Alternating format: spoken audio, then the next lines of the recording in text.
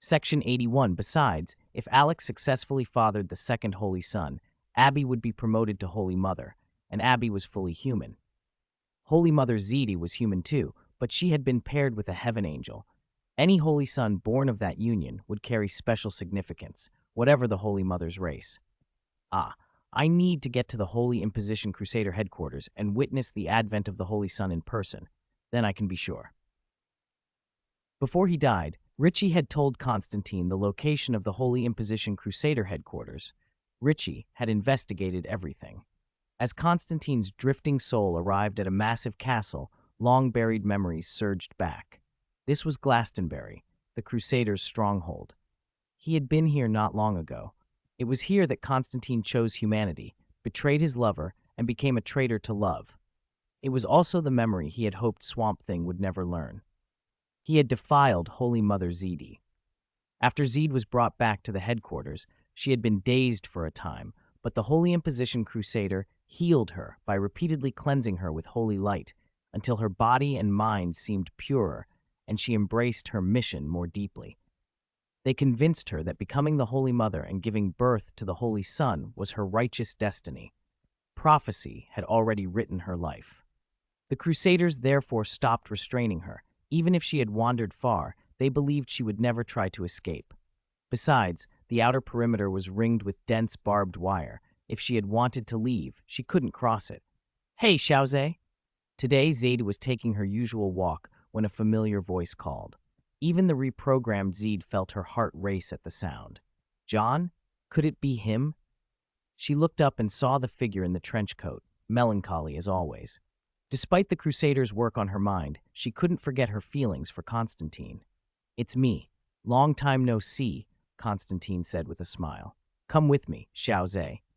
Glastonbury's security was laughably lax. Whoever had been put in charge of Zed's watch should be publicly punished. Constantine led Zed away without trouble, and they walked to a large, hollow tree. "John, are you here to take me away?" Zed asked. "I won't go with you. Becoming the Holy Mother is my mission." Constantine shook his head. "No, even if I took you away, the Crusaders would find you eventually. It'd be meaningless." Then, he gestured at the tree. "Xiaoze, do you like my big tree? Isn't it warm?" Zeta blinked. "John, what are you doing here? I thought you—" Constantine stared at her, tears welling. "I won't force you. If I were you, I'd do the same. Whether you become a queen in heaven or a laborer in hell, what choice do you have?" Zedi embraced him, radiating the sacred maternity expected of a holy mother. Don't cry. John, I will always love you. My love hasn't changed." "I will always love you too," Constantine answered. Then, like old times, "No, just once, okay?" Zeta hesitated, then said softly, "John, this will be the last time. After this, you must leave. This is for your safety." They held each other and kissed. What happened afterward need not be detailed here. When it was over, Constantine left in deeper sorrow. His plan had worked. His multi-layered operation was complete. On the day Gao Li visited the hospital, Nigel had injected Constantine with demon blood in the guise of a hell lord to help him recover.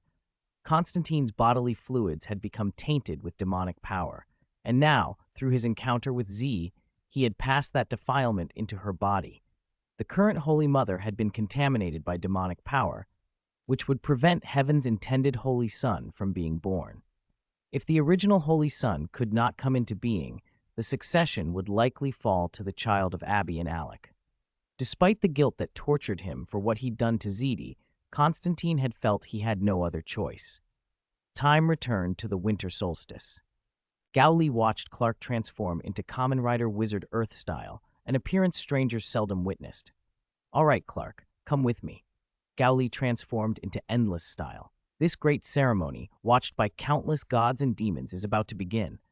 Takamagahara, Amaterasu, Tsukuyomi, Susanoo, the main gods of Shinto gathered and turned their gaze toward Glastonbury. Their divine power pulsed, reflecting their mood. Ordinarily, the Holy Son of one pantheon would only stir its own realm. A Japanese Holy Son, for example, would excite Takamagahara, but not demand the attention of every god and Buddha. But this was heaven's Holy Son, the difference between the president of a tiny nation and the leader of a superpower. News of the Holy Son's advent had spread across the 8 great divine domains. All the gods understood that a new era might begin after today. Asgard. Odin sat on his throne, his single eye fixed on the human world. The birth of the Holy Sun would not only shape mortals' fate, but upset the balance among the 8 great divine domains.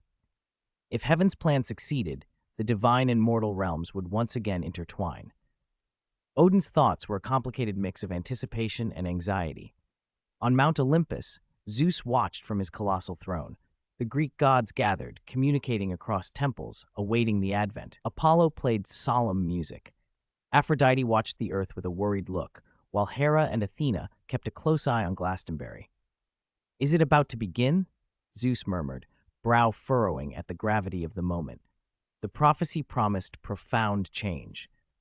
Gowley's judgment had been correct. This was the greatest event the gods and demons were watching. Although it ostensibly affected humanity, the Holy Sun was tied to heaven and God, and its birth had cosmic implications. Most importantly, this Holy Sun corresponded to the giant ferocious beast, a force whose rampage had kept the divine domains isolated. The Holy Sun could heal the chaos the beast had caused.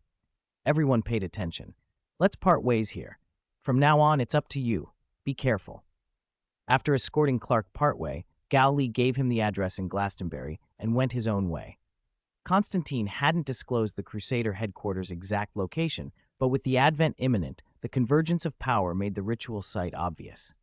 Like every other god and demon, Gowley watched the advent through magic, displaying his vast, powerful presence. "Endless Lord," whispers rippled among observers. "Has he come to interfere?" "No, he's probably only watching." The elements began to respond.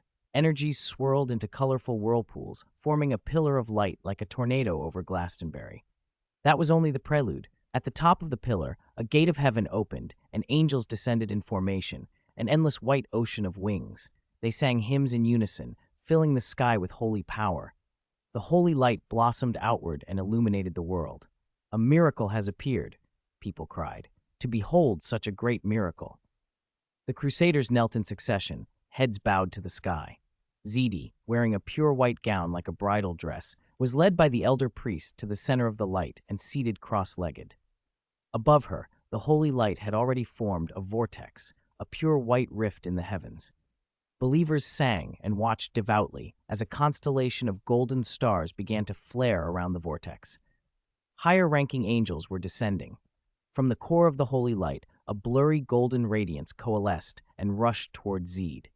Knowledgeable gods and demons exchanged stunned whispers. "Uriel the Archangel. Is God himself coming? What is happening?" At last, the true hand behind the Holy Imposition Crusader revealed itself.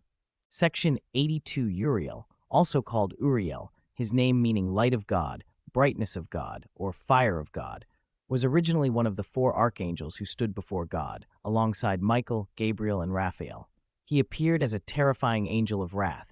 His clairvoyance could see a person's sins at a glance, and he oversaw the fires of hell, tasked with burning the deeply sinful in eternal flame. At the same time, Uriel symbolized God's radiance touching the human world and represented divine order. He was charged with opening the gates of hell during the final judgment, an exalted position in heaven. It had been Uriel who authorized the formation of the Holy Imposition Crusader, who had pushed forward the grand event of the Holy Sun's advent, and who had promised the Crusader forgiveness for all sins. Please tell me, are you the leading angel?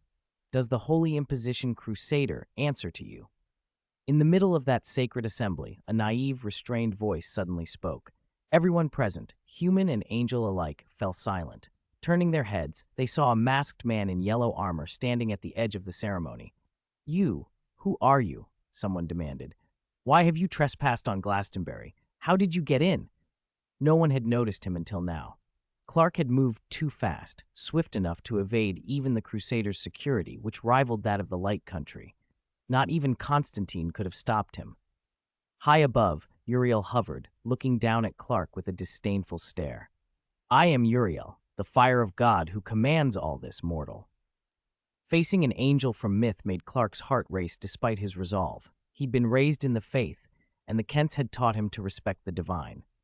"My lord Uriel, I don't want to offend you, but the Holy Imposition Crusader—" "Mortal," Uriel interrupted coldly, "you speak to me, and you will not kneel." Uriel's displeasure was obvious. He held a lofty position and great authority. Even other angels rarely spoke so boldly to him. To be interrupted at the most crucial moment of the Holy Sun's advent by an inexplicable intruder enraged him. "That armor looks like a night magic user," someone murmured. "How could a night magic user be here? Is the Endless Lord behind him? But he only lends magic power, doesn't he? Night magic users haven't formed an organized force yet. To insult Uriel, he's finished." The gods, demons, and magic users in the sky all recognized the armor. Endless Lord's charity in distributing magic power had been the talk of the realm. If this was a night magic user, then it was only a mortal, nothing like Endless Lord himself. Uriel had spotted the origin of Clark's armor as well, and his thoughts echoed the others. Night magic or not, this was an insolent mortal. Clark felt anger flare at the rebuke. He had become used to controlling his temper, but the indignity stoked his fire. Remembering his true purpose here, demanding accountability, he forced his fury into words. During a month of investigation, he had learned of the unspeakable deeds the Holy Imposition Crusader had committed. If the Advent had not restrained them, Clark thought, he might already have gone to kill them. "My Lord Uriel, I ask you one last time, do you know of the Holy Imposition Crusader's dirty deeds? If you do not answer, I will take your silence as admission." Uriel's rage flared.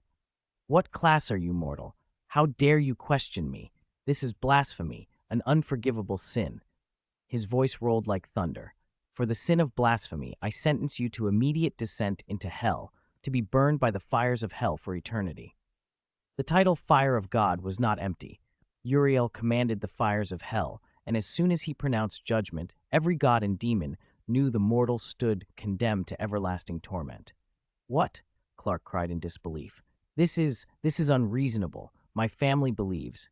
For giving birth to a blasphemous seed like you, they are guilty," Uriel thundered. "Daughters who bear a demon child are witches. Sons who father a demon child are devils. All must go to hell.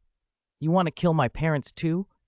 The accusation struck Clark's deepest core, and rage overtook him. He rose into the air.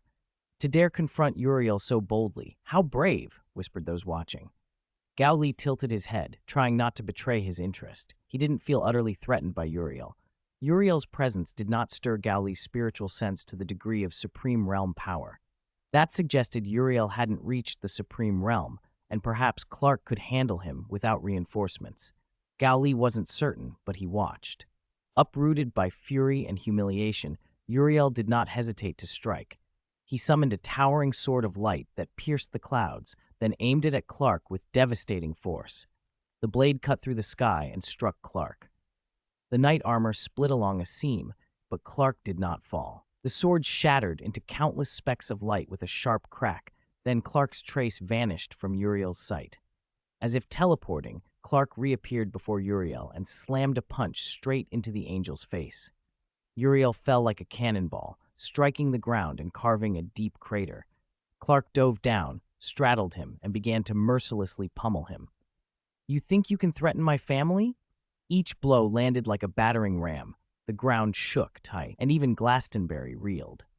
The Crusader members gaped in disbelief, as if in a nightmare. Angelic feathers flew wildly in the pit where Uriel had fallen. The scene was like some grotesque celestial plucking of feathers. Gods, demons, and mortals above watched with mouths agape. Impossible! How can a night magic user be this strong? This is an endless lord himself. How could it be? Is night magic so powerful? Maybe that magic user has become a magic god. Night magic had been around too briefly for people to understand its limits.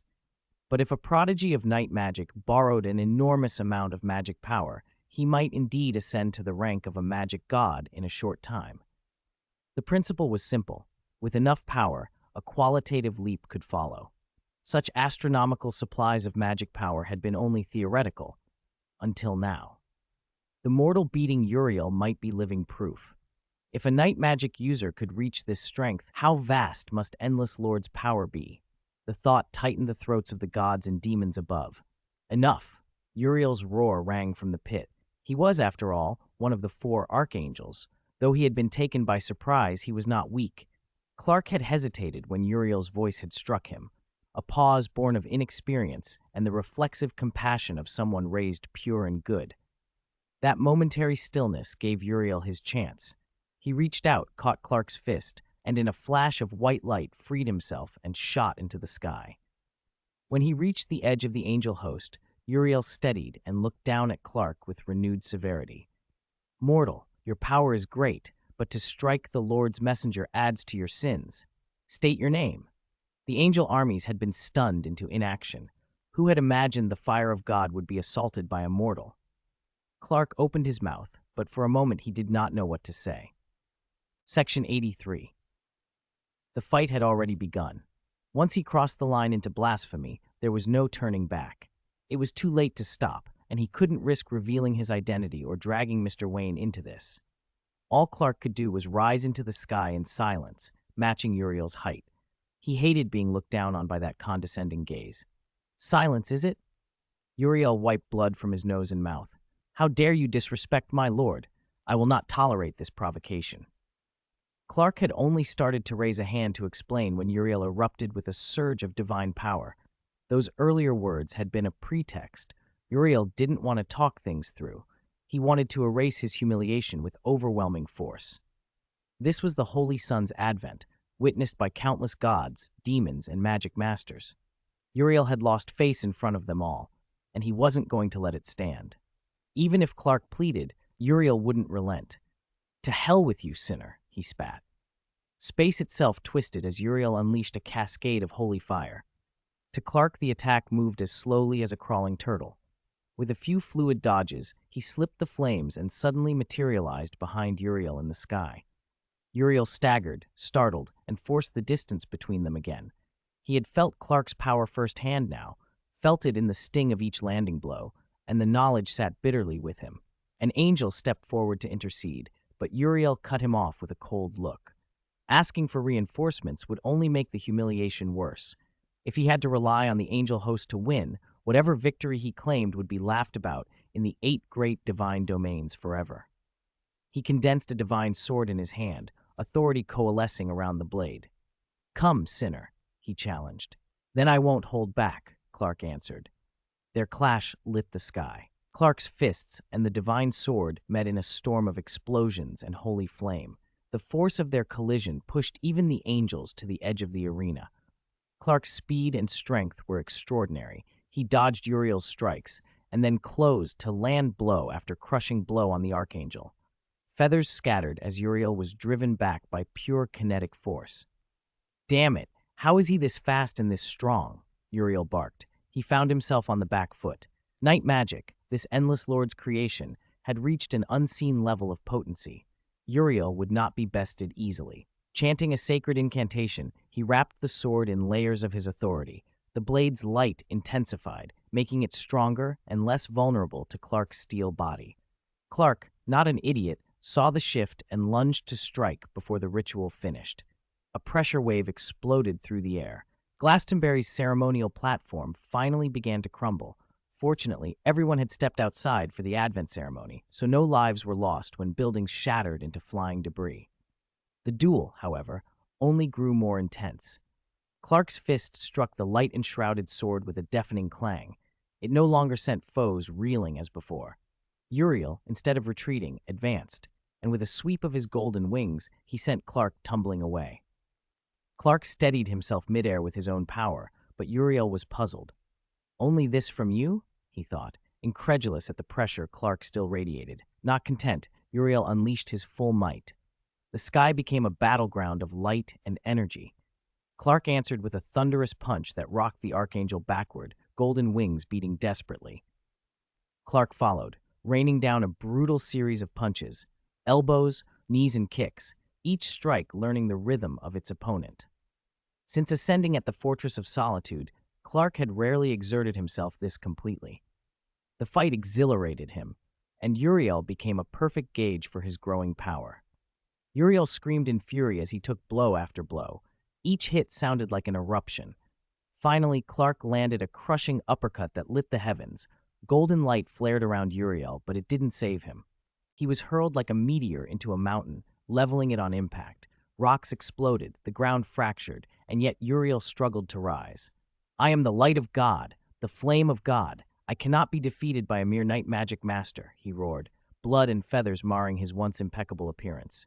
"Uriel, surrender," Clark called coldly. "I don't want to kill you." That only inflamed Uriel further. Pride would not let him beg mercy under the eyes of the 8 great divine domains. He charged again, wild and desperate. The duel resumed, but would not last long. Before heaven could rally enough forces to intervene, before Uriel could be saved by numbers, Clark delivered a final, decisive blow to his chest. The shockwave flung Uriel into the distant ruins. When the dust settled, there was no sign of him rising again. Silence fell. The gathered gods, demons, and magic masters stared, stunned. This night magic master had utterly routed Uriel, one of heaven's great lights. Murmurs spread like wildfire. "Even magic masters rarely reach this level," someone breathed. "Is this the true ceiling of night magic?" "A new paradigm," another said, eyes wide. "Night magic might surpass the old systems." Speculation bloomed. Night magic had only recently appeared. How could someone be this strong so quickly without patronage? Fingers turned in thought toward the Endless Lord. Did he support this night magic master? Was he the disciple of that mysterious figure? Gao Li, who had once been linked to the Endless Lord in rumor, suddenly found himself the subject of whispered conjecture. Many assumed the Endless Lord must have helped this fighter climb, but no proof had surfaced. Gao Li, relatively innocent of such things, had always known that as long as the chain of evidence didn't point squarely at him, there would be no real trouble. Clark exhaled long and slow. He had never intended to kill Uriel. His parents' faith had rooted in him a reluctance to see angels as utterly other.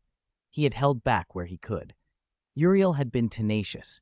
Only after relentless punishment had he fallen, battered into unconsciousness rather than death. At the Fadian group, in Gaoli's private laboratory, events were unfolding of another kind. So occupied had Gao Li been with the Holy Sun's advent that he hadn't noticed what happened after midnight on the winter solstice. The progress indicator on the Phantom Demon manufacturing machine suddenly took off, abandoning its previous snail's pace. Numbers climbed in quick succession: 58%, 58.5%, 59.5% for 60%, 60.5%, 61.5%, 62%. And they kept rising, unstoppable. Glastonbury, ruins. The angel host had Clark completely encircled. He had no wish to keep fighting. He was only trying to find a way out when something unexpected happened. The archangels in Silver City were not mere ornaments. They might have stayed out of the Holy Sun's Advent ceremony at first, but they would not allow heaven to be disgraced. A healing light, holy and relentless, descended from the sky and landed directly on Uriel, where he lay among the rubble. Clark swore and moved to intercept. He had finally knocked Uriel down.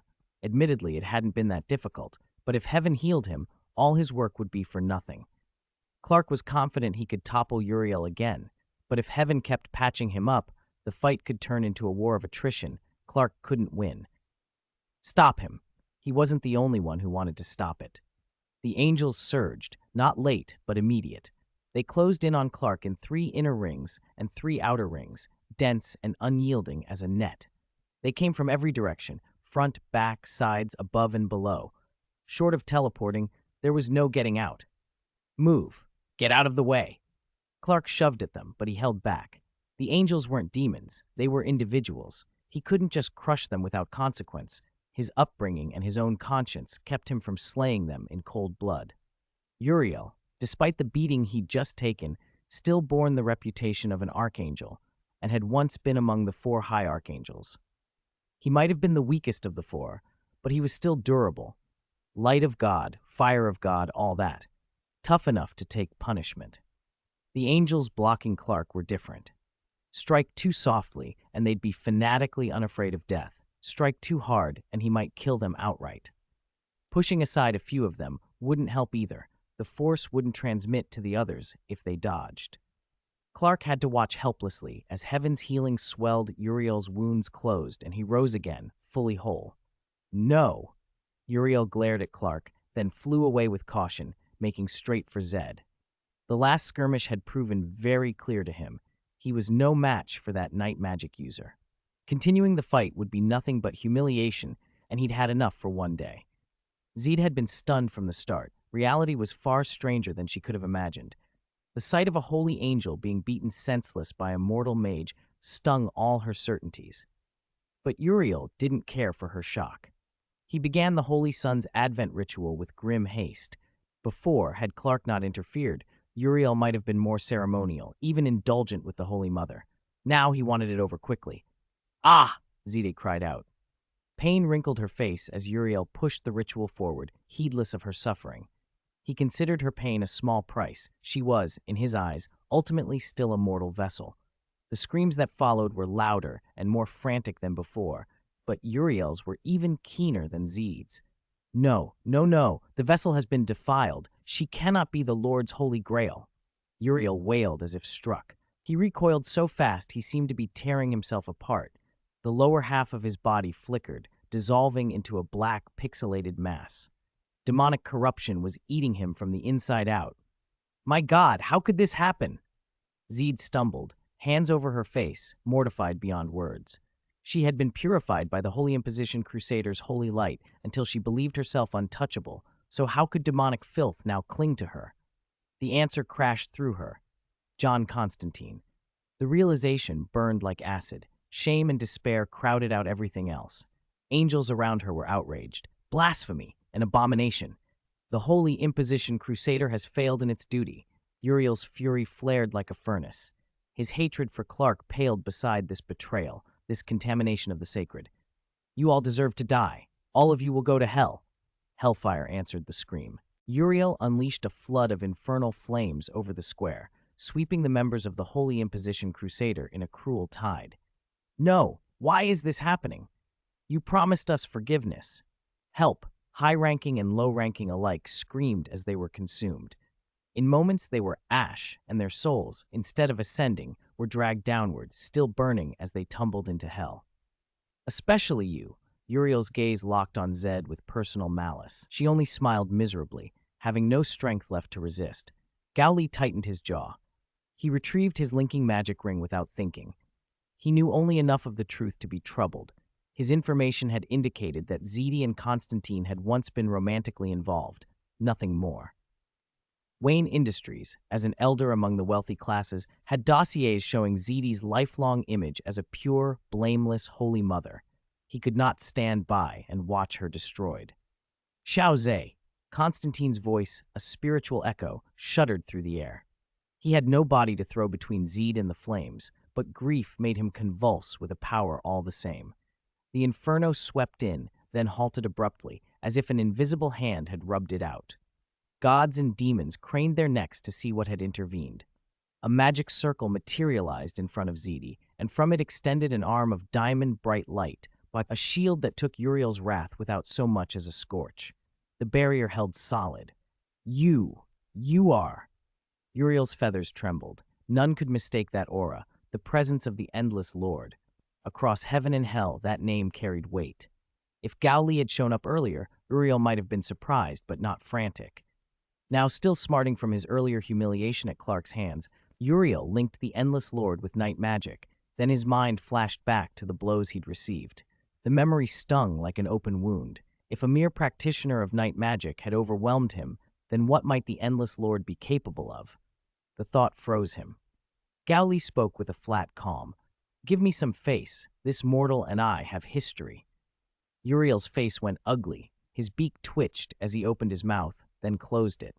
A moment later, he quivered as if called by unseen authority, words from heaven, or perhaps prudence, and gritting his teeth, he beat his wings and ascended toward the heavens. "For your sake." "Humph," he spat as he left. Gowli blinked at the ease of it. He had half expected the Endless Lord to lack sway against an old power like heaven, but it had been almost embarrassingly simple.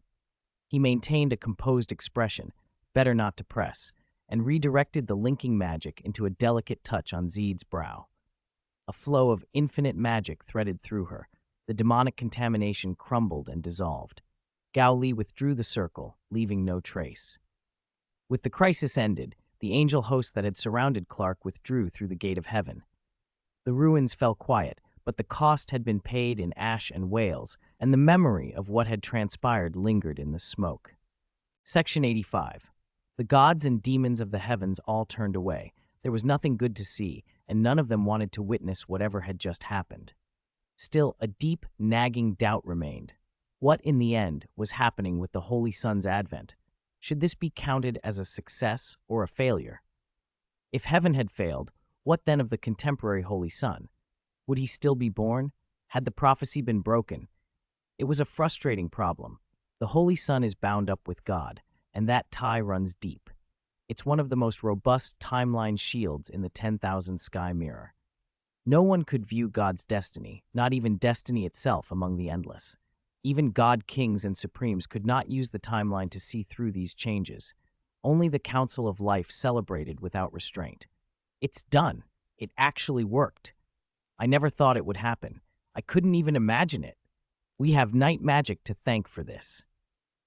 The Council of Life was jubilant. Their Holy Son, tied to the green of all things, was about to be born. Compared to the red of all beings, or the black of decay, this was far ahead. Alec and Abby, the couple at the center of the rite, were stunned and overjoyed. They'd heard the result of the Advent ceremony and were still reeling that Constantine's prediction of heaven's failure had come true. Already they were the Saint Father and Saint Mother, elevated in title, but it didn't feel real, more like a dream. "Alec, is this real?" Abby asked, dazed. "Am I really the new generation Saint Mother?" "Of course it's real, my love," Alec kissed her. Abby frowned. "But why don't I feel anything? There's no sign, no change at all. Is this how the contemporary Holy Son arrives?" Alec was puzzled too. Across heaven, the ritual had been staged. Strange phenomena had rolled across the world. Why, then, was there no reaction around their child? It wasn't that Alec wanted some theatrics, but he couldn't sense the slightest elemental shift. Everything was too calm. "Don't worry," he told Abby. "On winter solstice, no one can outrank us if we fulfill the prophecy. He must be the contemporary Holy Son." On the other side, Gao Li came home after watching the commotion. He'd been away for a month borrowing magic to assist with the Advent event, and he hadn't done any research in that time. He missed his laboratory terribly. The moment he returned, he rushed straight to his secret lab. But the sight that greeted him stopped him in his tracks. What the? He hurried to the phantom demon manufacturing machine, checking the progress display over and over. Since when had it advanced so far? Had he been away for years? Had he slipped into the future? The progress bar was racing upward at a visible rate. If this kept up, it'll hit 100% just before 23:59 today, before winter solstice ends. Gowley was baffled. He stood and thought it through. Then all the pieces began to line up in his mind. Maybe the prophecy hadn't been unfulfilled at all. Maybe the contemporary Holy Son had been born, here in his laboratory. He recalled the prophecy's words. On the day of the prophecy, nature and the supernatural would join to give birth to the Holy Son. Nature and the supernatural, what better example of that union than his phantom demon manufacturing machine? The machine reproduced magical beings through scientific methods, a perfect blend of nature and mystery. At the same time, Gao Li had used a chunk of God's essence as raw material. Nothing in the 10,000 sky mirror was a more qualified seed for the Holy Son. The computer logs showed the rapid progress had started at midnight. From the beginning of winter solstice, the phantom being manufactured had automatically assumed the position of Holy Son. Even if the Holy Imposition Crusaders ritual had succeeded, if Uriel and Zaid had legitimately delivered a child, they could not wrest the title from what Gao Li's machine had produced. Even an archangel's claim couldn't trump a being condensed from God's own essence, even if it was reversed and refined by the giant ferocious beast. "And the phantom demon is my creation," Gao Li said to himself. "Scientifically speaking, I'm the father. Does that make me the new generation Saint Father? Or Saint Mother?" He mused. The parentage was messier in reality. One parent should be the giant ferocious beast, an entity in opposition to God, so the familial ties were complicated. Gao Li prepared anyway. He switched to endless form and watched the last percent tick away. When the progress bar hit 100, a shock wave of power burst outward. As expected, Gao Li had already set up multiple barriers, sealing the laboratory in every direction. The fluctuation slammed into those infinite magic barriers and was intercepted. If he hadn't contained it, the scale of the phenomenon would have been obvious across the globe. It wouldn't necessarily have been a visible pillar of light.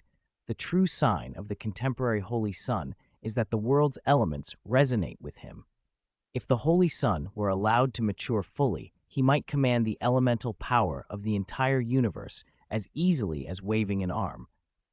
Gao Li had no desire to attract that kind of attention. He peered into the machine to see what he had helped bring into being. Inside, God's essence had vanished, and in its place sat a small white creature, a little dog. Huh?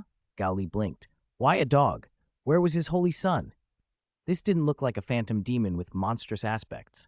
It looked like a tiny natural animal. He ran a battery of tests and comparisons. The computer corrected his first impression. It wasn't a dog at all. It was a wolf, a very young wolf, in every anatomical and biological detail indistinguishable from a real wolf pup. What the hell is going on? Even as he struggled to process it, Gao Li began to understand. From his dealings with the giant ferocious beast, he knew God's true body had already left the 10,000 sky mirror. What remained were fragments of God's power, different aspects with distinct natures. If one fragment were to assume God's role now, it would likely be the humble aspect, God's humility.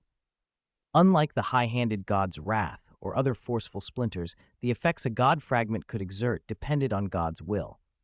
God's humility was, by nature, a part of God's own will, and as its name implied, this humble facet often manifested in an unassuming form, the little dog God. Angels bowed and called that form Lord. Even archangels treated the little dog God with the reverence they would grant God's true body. The little dog God wasn't just a mascot. He could perform feats outsiders attributed only to God. So, within the 10,000 sky mirror, when someone referred to God recently, they often meant the little dog God, the current avatar of God's presence here. The Holy Sun is nominally the Son of God. If Gao Li used a portion of God's essence as raw material, he had literally made the Son of God. The Son follows the Father. But there's a catch. The essence Gao Li used, though purer than the power of many archangels, had been provided and reversed by the giant ferocious beast. In other words, the substance was God and not God. If God himself had given that essence, the being produced would be a little dog Holy Sun, an offspring aligned with the little dog God. If the giant ferocious beast had supplied the essence, the Holy Sun would instead be a little wolf Holy Sun, also a canid, so genetically similar there'd be no reproductive isolation, but fundamentally different in origin and nature. Gao Li looked down at the little wolf pup in the machine and swallowed. The prophecy might still have been fulfilled, just not in the way anyone had expected. Section 86. The information was very hush-hush. The little dog God was elusive and rarely seen. Even the archangels of Silver City didn't know where he usually was, let alone Gao Li. Intelligence on the matter was sparse, and Gao Li didn't press it. He set it aside for the moment. Now, looking at the little wolf, a strange warmth rose in his chest. He'd told Zatanna and Madame Shangdu before that creating new life was a solemn, momentous thing. Standing here, seeing that this tiny life had been formed by his own hands, knowing it was undeniably his creation, and that one day it might even call him father, Gao Li felt something like the continuation of life and a sudden weight of responsibility. Could this be what being a father felt like? Well then, you need a name, he said to himself. Since you were born of holy light, you shall be called Light, Light Wayne. Light for the Holy Spirit's light, a fitting name for a being tied to the Holy Sun. After naming him, Gao Li reached into the phantom demon manufacturing machine and lifted the little wolf out. It was unbelievably soft and fluffy, its fur silkier than any prized pelt. Gao Li held him up and peered down. A male, no surprise. Otherwise, how could he be the Holy Sun? The little wolf's eyes opened, glanced at Gao Li, and closed again. Light? Can you understand me? Do you know your name? Or should I call you Little Light, like a pet name? At Gao Li's shower of questions, the pup's body suddenly lit up. Bathed in that glow, he shifted, slowly taking on a humanoid shape. Gao Li almost blurted, "Change back," but when the light faded, he swallowed it. Standing before him was a boy of about 10, though subtly not entirely human. He had pure white fur, wolf ears perched atop his head, and a tail at his spine. His fingernails and toenails were longer and sharper, and 4 small canine teeth were visible when he parted his lips. His eyes were a brilliant golden, vertical pupils like a ferocious beast's, now curiously studying Gao Li. Gao Li's expression went serious. Isn't this the kind of boy the priest would take to, as expected of the Holy Son? He reached out tentatively. Little light, do you know who I am? The boy sniffed his hand and then, surprisingly, bit his index finger. Awoo! Ow! They cried out at the same time. Gao Li yanked his hand back and, on instinct, smacked the boy's head. Don't just bite! Damn it! At least he's newborn, probably doesn't need a rabies shot. A small cut marked his finger, sticky with saliva. The boy squatted on the ground and whimpered like a pup, covering his head with his small hands. Gao Li moved to clean his wound, but before he reached it, the cut had already sealed. He froze. That wasn't his own rapid healing. He hadn't had time to do any modification surgery since returning to the DC universe. His body was already fused with Yinglong's magic, making modifications tricky, so the only plausible explanation was the boy's saliva. His saliva heals wounds? Gao Li mused. It sounded like something out of myth. The boy came over and rubbed against him, affectionate. Gao Li examined him closely. The earlier curious look was gone. Had the bite been a way to identify him, confirm their relationship? If so, the little wolf was full of research value from head to paw. Speaking of paw, Light was naked. He needed clothes and fast. If Harley saw this, especially with the beast ears and tail, explanations would be impossible. As if summoned, Harley's voice called from the lab door. Boss, you have a call, Alfred. She knocked. Gao Li panicked. Wait. Harley frowned, didn't push the door. Then Gao Li cracked it open, sweating. Harley, give me the phone. Boss, you. Little Light's curious head peeked from behind the door. Harley's face went pale. Boss, what is that? Gao Li's eyes widened. Little Light, don't run around.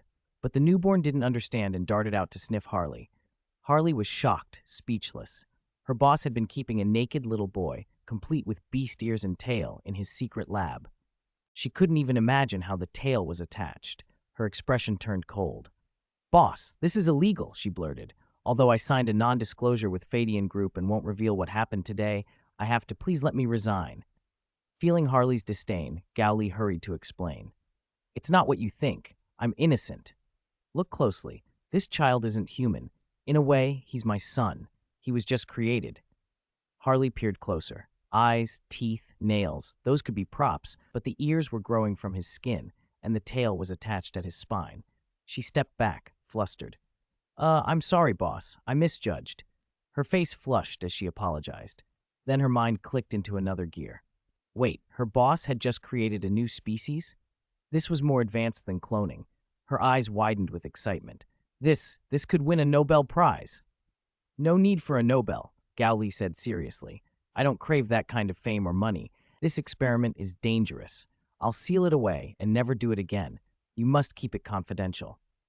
For Phantom Demon creation, this had been a one-off. The raw materials had produced something different. Gao Li didn't expect to make another. Technically, Little Light wasn't even a Phantom Demon. All right, I understand, Harley said professionally, still a little bewildered. Oh, you said Alfred was looking for me? I'll call him back, Gao Li said, and tapped the phone. Alfred's voice came through. Young Master Gao Li, if I'm not losing my memory, didn't you say you'd visit Wayne Manor sometime? Guilt washed over Gao Li. He'd been so absorbed in lending magic and studying the Holy Sun's advent that he'd forgotten. No, Alfred, listen. I know, that's not it. I didn't forget. I'm busy with something big that will amaze you. He glanced at Little Light, who was squatting like a little dog nearby. Time to push him into the spotlight. After all, Jesus sacrificed himself for the world.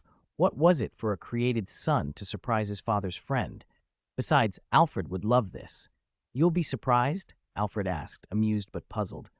Honestly, if you come home, I'm already pleased. No need for a spectacle. Gao Li snorted. Just wait. It'll astonish you. Alfred's tone turned a touch more serious. I'll look forward to it, young Master Gao Li. But I did call for another reason. Do you remember Joe Chill? Joe Chill? Gao Li's mind raced until the name snapped into place. Joe Chill, the murderer who had killed the Waynes. Ah, that's the man who killed my parents, right? What happened to him? Gao Li asked. Recently, he decided to testify as a star witness against Carmine Falcone, Alfred replied. You should know who Falcone is. His family runs Gotham's biggest crime syndicate. That's all you need to know.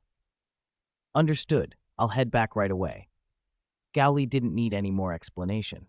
Legally, he was the Wayne's son, and emotionally, he had already been using the resources the Waynes left behind. Both logic and conscience pushed him to act. By the way, where's Bruce? Does he know about this? I'm afraid I still haven't been able to reach Master Bruce, Alfred said. All right. Gao Li hung up and turned to Harley, who was idly poking at the small creature curled on the couch. Be careful. Xiaojia bites. If he bites you, I'm not responsible. Huh? So the name is Xiaojia. Harley blinked, as if she'd just registered it. Gao Li instructed, Go buy him some children's clothes. I'm taking him back to Gotham. Harley moved fast. Soon, a large delivery of children's clothes arrived. Gao Li tried to dress Xiaojia, but the little furred being stiffened like a pet, forced into a sweater. He fought and tried to pull the clothes off moments after they were put on. Calm down, Gao Li murmured. He's my kid. Don't get angry. Gao Li took several deep breaths and discovered, for the first time, the frustrating patience of parenthood. Harley, suppressing a laugh, suggested, maybe he feels restricted. He's never worn clothes before. I'll try something else. Gao Li sighed. It was the only option. Harley returned with a set of Halloween children's costumes, one of which was an oversized, loose jumpsuit. It was roomy enough that Xiaojia didn't rip it off immediately. He still shivered and seemed uncomfortable, but at least he didn't struggle desperately. Next are the shoes, Gao Li said, already dreading it. He was right to dread it. Once the shoes were on, Xiaojia simply froze, unable to walk, rooted to the spot like so many videos of cats and dogs in shoes. Gao Li wondered whether he'd adopted a son or a pet. Boss, what should we do? Harley asked. How about he just turns back into his beast form? It'd be easier, and he wouldn't need clothes, Gao Li said. Xiaojia cocked his head, not understanding. Gao Li rubbed his temples. Forget it. We're running late. He removed the shoes. Barefoot again, Xiaojia became lively, bounding around like a little wild thing. Gao Li grabbed the back of his collar to keep him from running off, and they left for the airport. The flight back to Gotham was smooth. Alfred was waiting to meet them.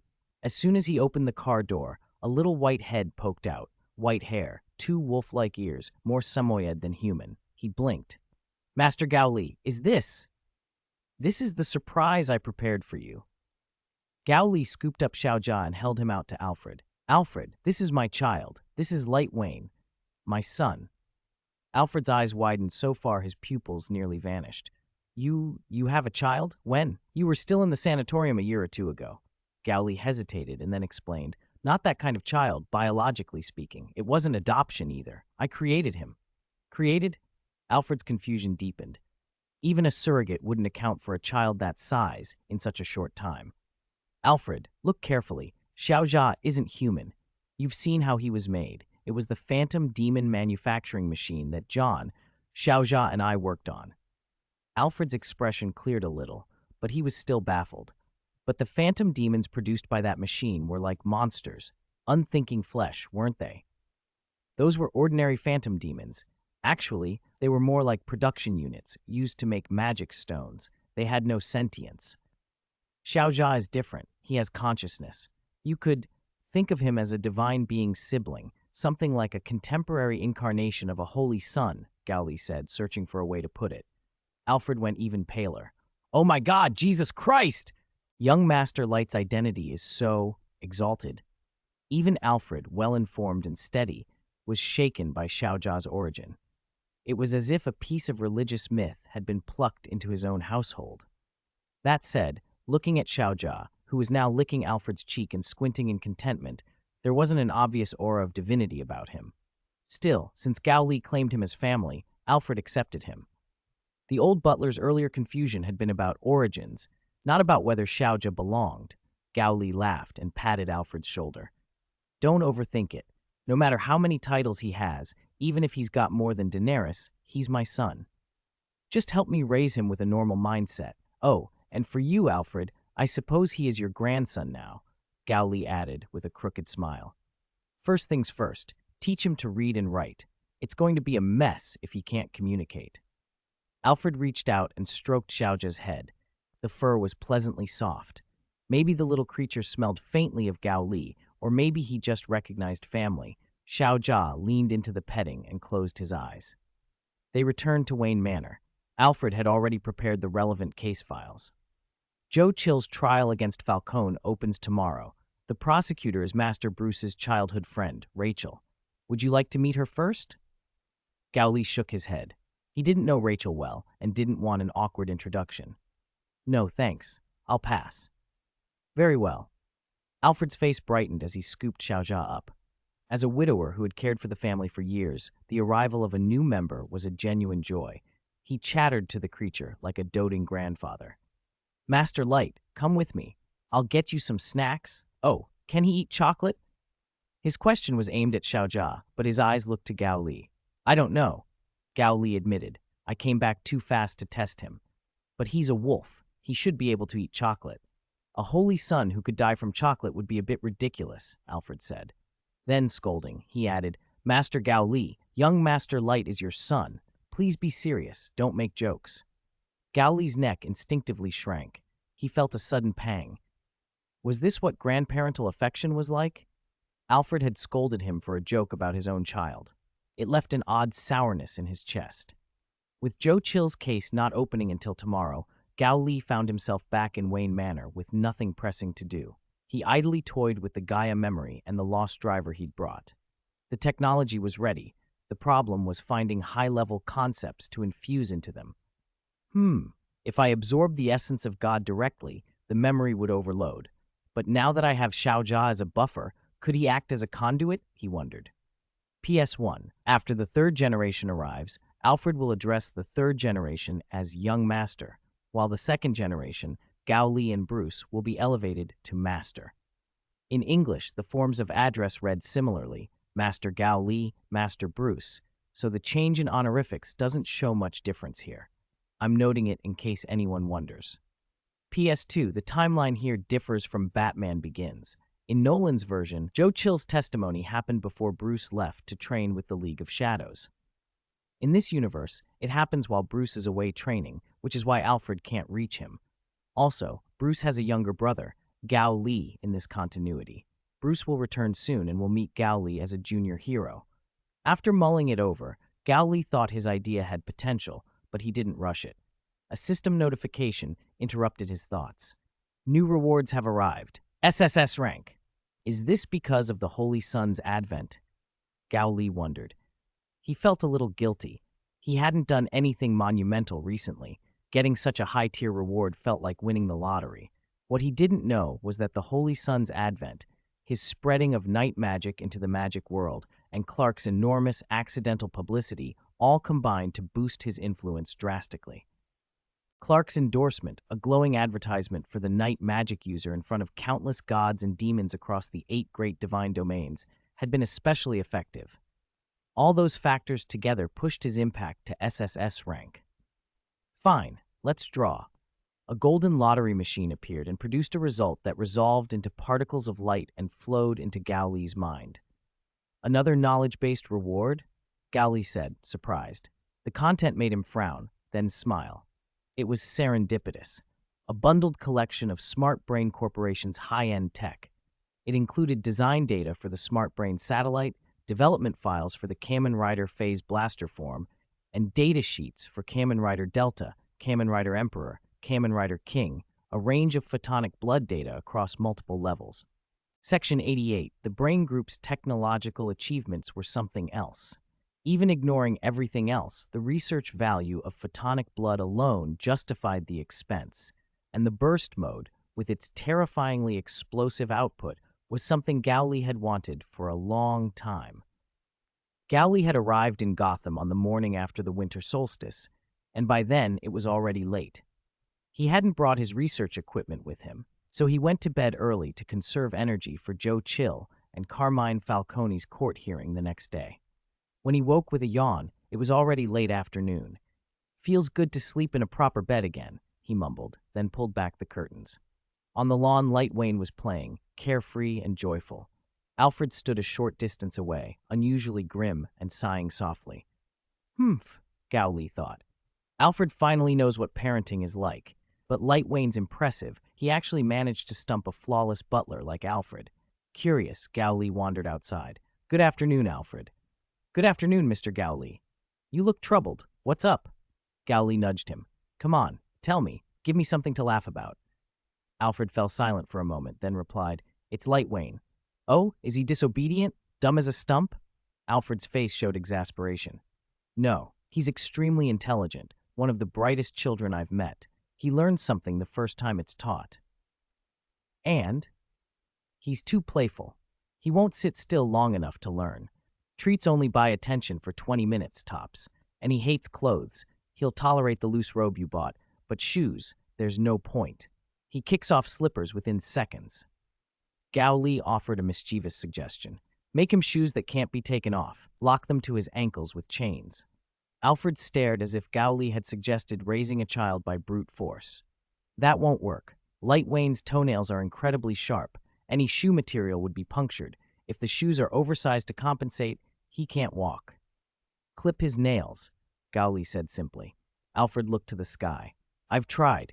They're too hard. I can't clip them. Gowley blinked. There were toenails you couldn't clip?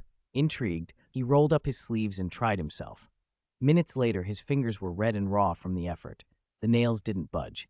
He fumbled through drawers and came out waving a large chainsaw like some horror movie prop. Hand him over, he declared. Mr. Gowley? Alfred hugged the terrified, teary-eyed Lightwayne like a mother hen. Please don't. Relax, I won't cut him. What's a chainsaw to the Holy Sun? Gowley announced with exaggerated bravado. He found an opening and began. The chainsaw's teeth shattered almost immediately. Gowley stared at the ruined blade. The nail's hardness rivaled top-grade metals, completely unyielding. Claws are a beast's weapon, he mused. So they're naturally reinforced?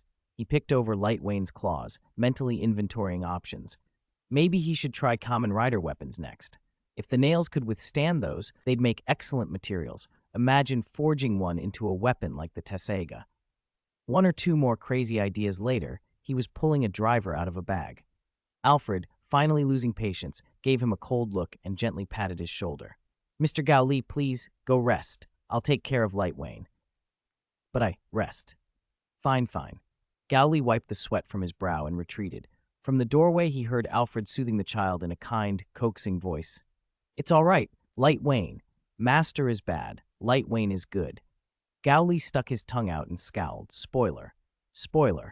He had to admit, though, the discovery gave him an idea. Concepts tied to divinity would be hard to extract, even using a child like Lightwayne as an intermediary. But concepts intrinsic to Lightwayne himself, like Fang, might be easier. The court hearing wasn't until tomorrow.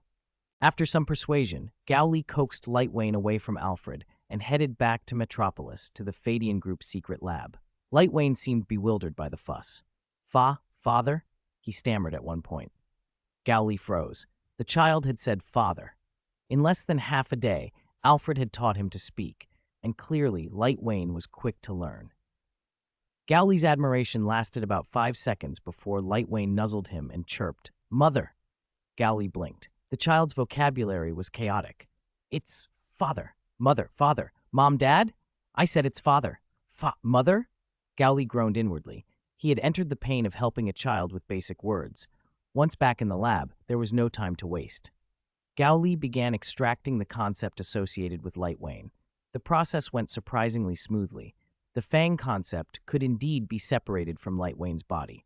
He ran a compatibility test. The T2 Gaia memories were infamously picky, often refusing users who weren't a match.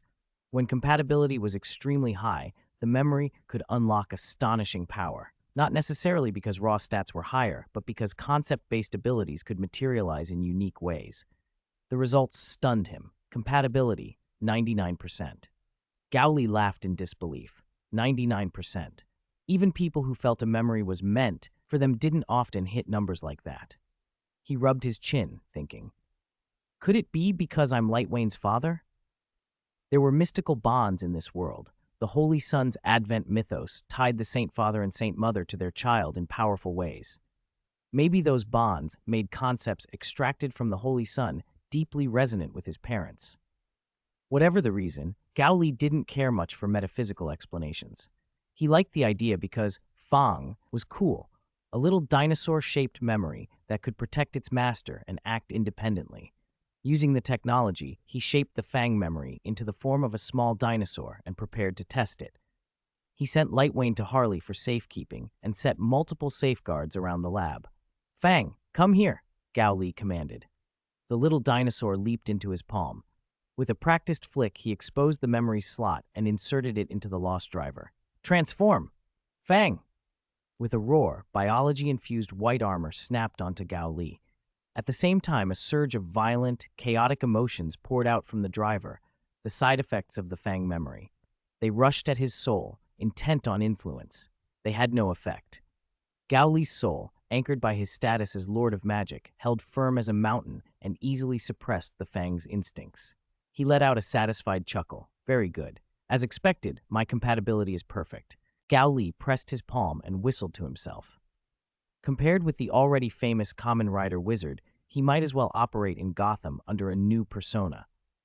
The next day, having rushed back to Gotham, Gao Li attended the trial of Joe Chill and Carmine Falcone. A suffocating silence filled the courtroom. Everyone waited for Joe Chill to be let in. Joe Chill was a small-time criminal, but he was the man who had murdered the Waynes, an act that made him notorious across Gotham. All eyes were on him. "Is that Carmine Falcone?" someone murmured. Gao Li, wearing a suit, studied the powerful man sitting in the defendant's chair.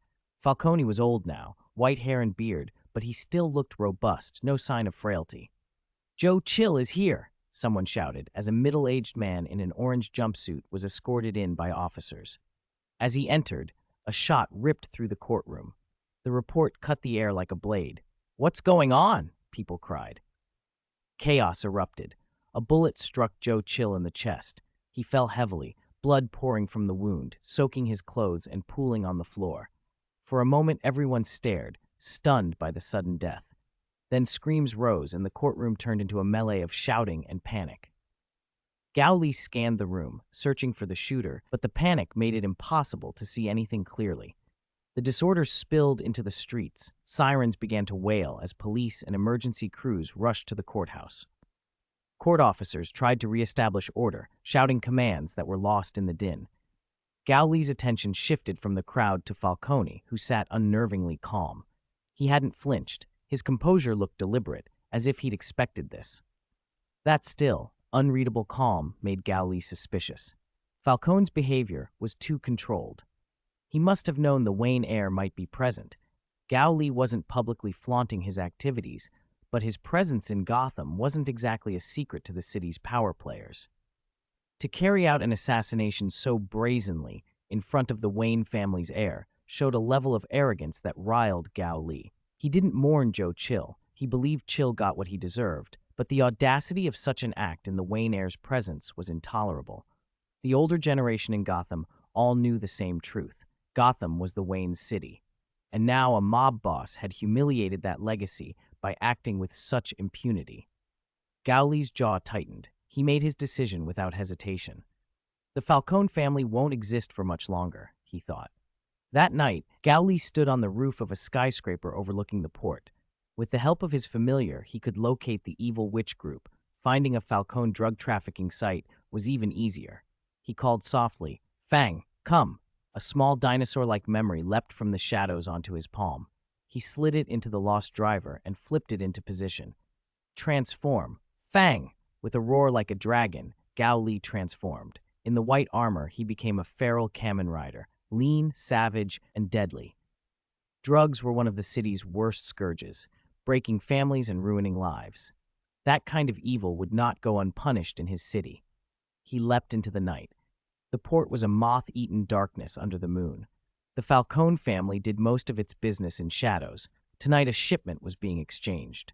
Moonlight fell on men in black suits as they waited, buyers and sellers stalking each other in low voices. A tall man walked into the ship's cabin. Alfonso Falcone, who ran this transaction, barked, "Hurry up. I don't have time for games." Armed men spread out along the pier. Crates of narcotics were moved from the cabin to the waiting buyers. Identification codes were exchanged, and under the cover of night, the deal began. From the dark came a scream. Every head turned, and a white, armored figure stood where there had been nothing moments before. About 2 meters tall, broad-shouldered with angular pauldrons, the armor gleamed with a cold light. His mask suggested merciless purpose. "Who is it?" someone shouted. The Falcone men reached for their pistols. Alfonso barked, "State your name. How dare you interfere with the Falcone family?" The rider said nothing, only stepped forward. His presence seemed to press down on the air itself. "Fire!" Alfonso ordered. Bullets stitched through the night. For a moment, the gang's firepower lit up the pier, but their rounds had little effect. The white armor shrugged off the hail of gunfire. In return, Gowli moved like a predator, fast, brutal, inexorable. "Arm Fang," he called, pressing the dinosaur memory's tail. Weapons sprouted on his arms and shoulders, bone-like blades and talons that increased his reach and lethality. He moved through the mob with terrifying speed. Where his fists and feet landed, men went down. "Who is he?" Alfonso hissed, cold sweat on his brow. Their bullets couldn't pierce the armor. Their best shots only glanced off. Every attack Gowli made was lethal and precise. He appeared and vanished, tackling a man in a shadow, dodging a thrown grenade, moving like a shadow made manifest. "Stop him! Stop him!" someone screamed as bodies began to pile up. Gowli chased them without mercy. He pressed the tail again, and a dart-like spike formed in his hand. He hurled it, and it spat bone and steel at fleeing men. "Shoulder Fang!" The spike transformed into a scythe that cleaved through the night. Screams were swallowed by the chaos as gunfire and the stench of blood filled the air. Gao Li spared no one who trafficked in this poison that ruined families. He drove them into the dark. When the last of the scuffle ended, silence fell over the pier. Bodies lay strewn across the planks. Only Alfonso remained on his feet, trembling and pale, no longer the imposing leader he'd been. He shouted like a man broken, voice thin and frantic. "What do you want to do? Why attack us? What good will it do you?" Gowli stepped forward, his voice cold and steady. "I want to send you to hell to count your sins." A white blur flashed, and Alfonso slumped to the ground unconscious. The fight at the docks didn't last long. The street thugs who once swaggered in front of civilians stood no chance against the rider. Gowli followed leads from one raid to the next, smashing Falcone family safe houses. It became a chain reaction. Every stronghold he took yielded information that led to another nest. In only a few days, the Falcone family's grip on the city was reduced by more than 90%, reduced to little more than a name. Gowli paced himself, though. He went out in short bursts each night, then came home to sleep, never letting his routine unravel. Still, the reputation of Fang spread like wildfire through Gotham's underworld. With Batman not yet on the scene, Fang was the scariest thing they could imagine. Worse than the fear they would one day feel for Batman, because where Batman held to a no-kill code, Fang killed. And he did it without mercy, sometimes wiping out entire crews in a single strike. After nearly eradicating the Falcones, Gowli traced their network deeper into the city and set his sights on other gangs. If the initial attack on Falcone had been personal, the more he saw the rot beneath Gotham's streets, the more determined he became to cleanse it. "Gotham is Wayne's city," Gowli kept saying to himself, and he would not let anyone make it suffer. In short, Gowli declared war on Gotham's criminal underworld. The crime rate in Gotham's dropped lately. Do you know why? The question buzzed through the police precinct the morning Jim Gordon arrived for work. "It's that vigilante Fang," one young officer said. "He scared the criminals straight." "Fang, huh? Sounds sharp, like a knight-errant. You seen him? People say he wears full white armor. If I had a suit like that, I'd be a knight too." The two turned and froze when they saw Gordon watching them from the window, his face stony. "Director," they blurted. "Vigilantes are illegal," Gordon said coldly. "We shouldn't encourage them." "Yes, sir." They snapped to attention and saluted, but their offhand admiration for Fang didn't escape him. Gordon walked back to his office with a sigh he couldn't hide. He was conflicted. Fang had broken the law and left corpses in his wake. And yet Gordon, a cop who had spent his life fighting Gotham's worst, couldn't deny the truth. Many of the dead were the kind of men he'd long stopped mourning. Fang's methods were brutal, but they worked. The crime rate had fallen noticeably. Sometimes to beat fire, you needed a hotter fire. It made the moral calculus muddy, and Gordon found he didn't have a clear answer. Gotham Airport. Bruce Wayne returned to the city he had left years ago to train, the city he loved. His absence had not been peaceful. Bruce had trained with the League of Shadows, and on the day of their final test, he learned their true aim: to destroy Gotham, to wipe out what they called a corrupted fallen city. He refused. He resisted their order, and in the chaos that followed, the League's apparent leader was crushed beneath a falling beam. Bruce burned the headquarters and escaped, rescuing his mentor, Ducard, in the firefight. Then he returned home. Those years away had changed him. He had undergone grueling training, sharpened his body and mind into something approaching a weapon. He understood the darkness he'd seen in the world and in people's hearts. He'd fought his own terror and come through. Now his skills felt less like trophies and more like duties, weapons to protect the people he loved. He had a list of the most important names: Alfred and his younger brother Gao Li. Gao Li, the blood brother he had begged the world to wake, the only family he had besides Alfred. Bruce had sworn years ago to protect that brother with his life. When he drove up to Wayne Manor, Alfred was already waiting on the lawn, face bright in the sunlight. The reunion between them was warm, almost father and son in its tenderness. Alfred waved him over, and before Bruce could step forward, called into the distance, "Young Master Light, come here a moment." Bruce blinked. "Young Master Light?" Alfred smiled and explained, "Young Master Light is Master Gao Li's son. I mentioned him in a letter. I'm afraid it never reached you." Bruce felt his confusion bloom into disbelief. Gao Li had only recently awakened. Already he had a son? Then he saw the child, a small figure running toward them, white hair, a pair of animal ears on his head and a tail flicking behind him, clutching a ball, delighted with the simplest play. "You'll have to forgive me if this surprises you," Alfred said, reading Bruce's face. Bruce squared his shoulders. "I've had professional training. Nothing surprises me." Alfred's face did not change. "Very well, but you should know, young Master Light is not entirely human. In Master Gao Li's words, he is like a wolf. Perhaps you might call him an Eastern monster or a Western magical beast that has taken human form. Those descriptions are crude, but they're the best I can offer." Bruce stared at the child, who was now rolling on the grass and laughing at his own ball. Alfred took a careful breath. Somewhat more incredibly, Gao Li refers to him as the contemporary Holy Son. In his explanation, young Master Light is, in a sense, tied to a divine lineage. He called him the Son of God, brother of Jesus, though I realize how that sounds. It's difficult to explain. Bruce found himself struggling to process the flood of claims. A wolf child, a holy son, magic. The years he had spent away suddenly felt like a different world. Alfred did his best to summarize. Gao Li's recent research had moved into areas Alfred couldn't fathom. He hadn't been part of those early experiments. The giant beast that had awakened and the rise of shadow came so fast that Alfred wasn't filled in on the details. Gao Li had only vaguely explained why the Holy Son was with him. Too much, perhaps, to unpack casually. It was a lot to swallow. Bruce let the shock settle before speaking. Despite the strangeness, he was glad. There was another life in the house, a new thread of family. He asked quietly, "Where is Gao Li?" "Master Gao Li is sleeping," Alfred said. "He's been resting a great deal." Bruce nodded. He went inside to wash and change, and by the time dinner came around, Gao Li emerged from the study, rubbing his eyes and yawning. "Bruce, you're back?" Gao Li said, as if nothing extraordinary had happened in the world while Bruce was gone. Gao Li's eyes widened. He had never met Bruce in person, but he'd seen plenty of photos. "Yes. Sorry I couldn't come back sooner. I'm really glad you're awake." Bruce smiled warmly and hugged him. Alfred brought Lightwayne over. He had essentially become a full-time nanny butler. Gao Li reached out and pulled the little boy closer. "Lightwayne, quickly call your Uncle Bruce."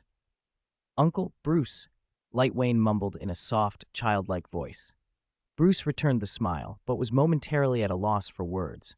He'd been alone for so long that the idea of family expanding left him a little flustered. "Ask your Uncle Bruce for a welcoming gift," Gao Li urged. Gao Li pushed Lightwayne closer. Bruce's mind went blank trying to think of an appropriate gift for a child like this. As a member of the Wayne family, Lightwayne probably wanted for nothing. Yet what did a saint's son need that differed from ordinary children? After overthinking, Bruce blurted, "I'll get you a toy later. It'll be the newest and most expensive on the market." It wasn't a great answer. Bruce had never been good with kids. "Lightwayne, say thank you to your Uncle Bruce." Thank you. Just say it with your mouth? Gao Li set Light Wayne down. Give your Uncle Bruce a show. Perform a talent. Hooray! Light Wayne did a front flip on the spot and landed on all fours. Bruce stared. That had been unnecessary. After dinner, Bruce threw himself into what he wanted to do. Gao Li had become a magic user, but that didn't change Bruce's approach. He hadn't asked Gao Li for advice because he had never considered relying on magic. For Bruce, the only truly reliable power was his own, not some external force. That mindset explained why, in most parallel universes, 99% of Batmen relied on technology and their own skill, rejecting powers like lantern rings or sorcery. Bruce wanted to protect Gao Li, not drag him into Gotham's darkness. He didn't care about differences in raw power. He believed cunning and preparation could compensate for anything. In some universes, Bruce had even been the kind of planner who could outmaneuver entire teams of metahumans. He had work to do. Bruce reasserted his presence at Wayne Enterprises and joined the Applied Sciences Division, Fox's department housing a stash of advanced weapon prototypes not yet on the market. Fox didn't ask questions. He was practical enough to equip whatever his employer requested. With high-tech gear secured, Bruce chose his first target, the most obvious one he had thought of for years, Carmine Falcone. As boss of Gotham's strongest organized crime family, Falcone was a natural starting point in Bruce's campaign against the city's darkness. That night, Bruce, masked, slipped into the home of Police Commissioner Jim Gordon. He needed information before moving against Falcone. "Don't move. Answer my questions," a low, deliberately muffled voice demanded, and Gordon froze as a blade pressed to his back. Why can no one stop Carmine Falcone? Why does the GCPD stand by while the Falcones run illegal deals and no one intervenes? Gordon, still half-dressed and groggy from being woken, listened and then thought carefully. This man, this masked intruder, seemed oddly behind the times. You want to go after the Falcone family? Is that why you're asking? You don't need to know my purpose. Just talk. Gordon's tone shifted. All right, listen, it's because there's no need. No need? Bruce frowned. What do you mean? A police commissioner saying punishing crime is unnecessary? You misunderstand, Gordon explained. The Falcone family was wiped out. Carmine Falcone is dead. There's no point investigating them anymore. Bruce's face transformed from disbelief to shock. You mean the biggest gang in Gotham just got wiped out?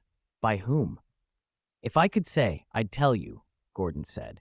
All I know is that someone appeared and crushed them. It wasn't a new crime family. From the descriptions, it was a masked vigilante, someone who fought with the ferocity of a beast. The underworld is terrified. They call him Fang. Bruce was silent. That was the kind of result he hadn't expected. A single figure, brutal enough to dismantle Gotham's top crime families in a month. He needed to see it for himself. He couldn't rely on rumor. Gordon peered over his shoulder, trying to identify his intruder. You're trying to be a masked vigilante yourself, but you haven't even heard of Fang. Who are you? There was no answer. After a long moment, the sensation of the blade disappeared, and when Gordon looked back, the intruder had vanished. A few blocks away, Bruce, leaping across rooftops, finally misjudged a jump and slammed into a fire escape railing. He hit the ground hard and lay there, aching. Hearing about Fang made him feel green. Compared to anyone described that way, he still had much to learn. Back at Wayne Manor, Bruce decided he needed a low-altitude flight device to move across the city. The next morning, he went to see Lucius Fox. Fox was, in many ways, Bruce's technical miracle worker. For almost any problem, he had an invention. This time, he presented Bruce with a memory cloth, a fabric that could stiffen and change shape when electrified, perfect for a gliding wingsuit. Bruce also took a high-tech helmet, batarangs, a utility belt, and other gear. He was finally ready to adopt the mantle. He didn't hide his plans from Alfred or Gao Li. Those two were perhaps the only people he truly trusted in this world. Master Bruce, why a bat? Alfred asked. Because it makes me afraid, Bruce said quietly. It's time to make my enemies afraid too. Then I wish you good fortune, Alfred said, heartfelt. Gao Li, listening from the side, was grinning. He'd almost single-handedly rearranged Gotham's underworld already. How many enemies did Bruce expect to find? Still, Gao Li offered help. If you need support, magic or technology, I'll back you. No, Bruce raised a hand. You and Gao Li should live in the light. I don't want to drag you into the darkness."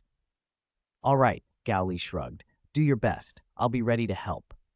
Even so, Gowley couldn't let Bruce go completely alone. He slipped a small pendant, the miniature tracking and communicator device he'd made, around Lightwain's neck.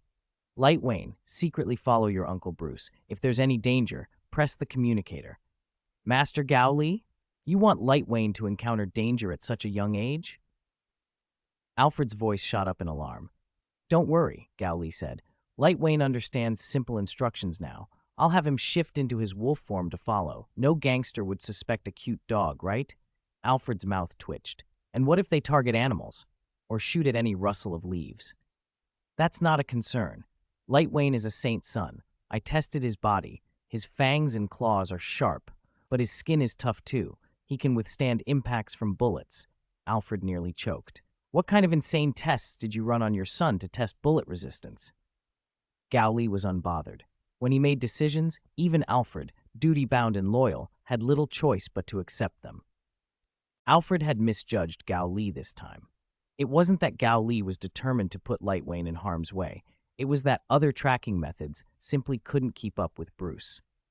Whether an innate trait or the result of training, Batman carried with him an uncanny ability to vanish. Gordon would later come to know that feeling of turning and finding a person gone. Almost every Batman across the multiverse shared that skill, and this Bruce Wayne was no exception. The night before, Gowley had tried sending familiars after Bruce. Even without Batman's full set of gadgets, the familiars lost him. It was baffling. Neither science nor magic, Gowley muttered. So tonight he chose a different tracker, one nature had perfected. A wolf, the ancestor of the dog, and a master of the scent trail. Luckily, Lightwain was eager for adventure. With Gowley's permission, he transformed in a flash of light into a wolf and followed Bruce. Bruce lived up to his reputation as the world's greatest detective. His efficiency was terrifying. After a night of investigation, he had already identified a new target, a force operating deeper in Gotham's underworld than the Falcone family. That same day, Wayne Enterprises announced alarming news. The prototype ultra-large microwave emitter the company had developed for the military had been stolen.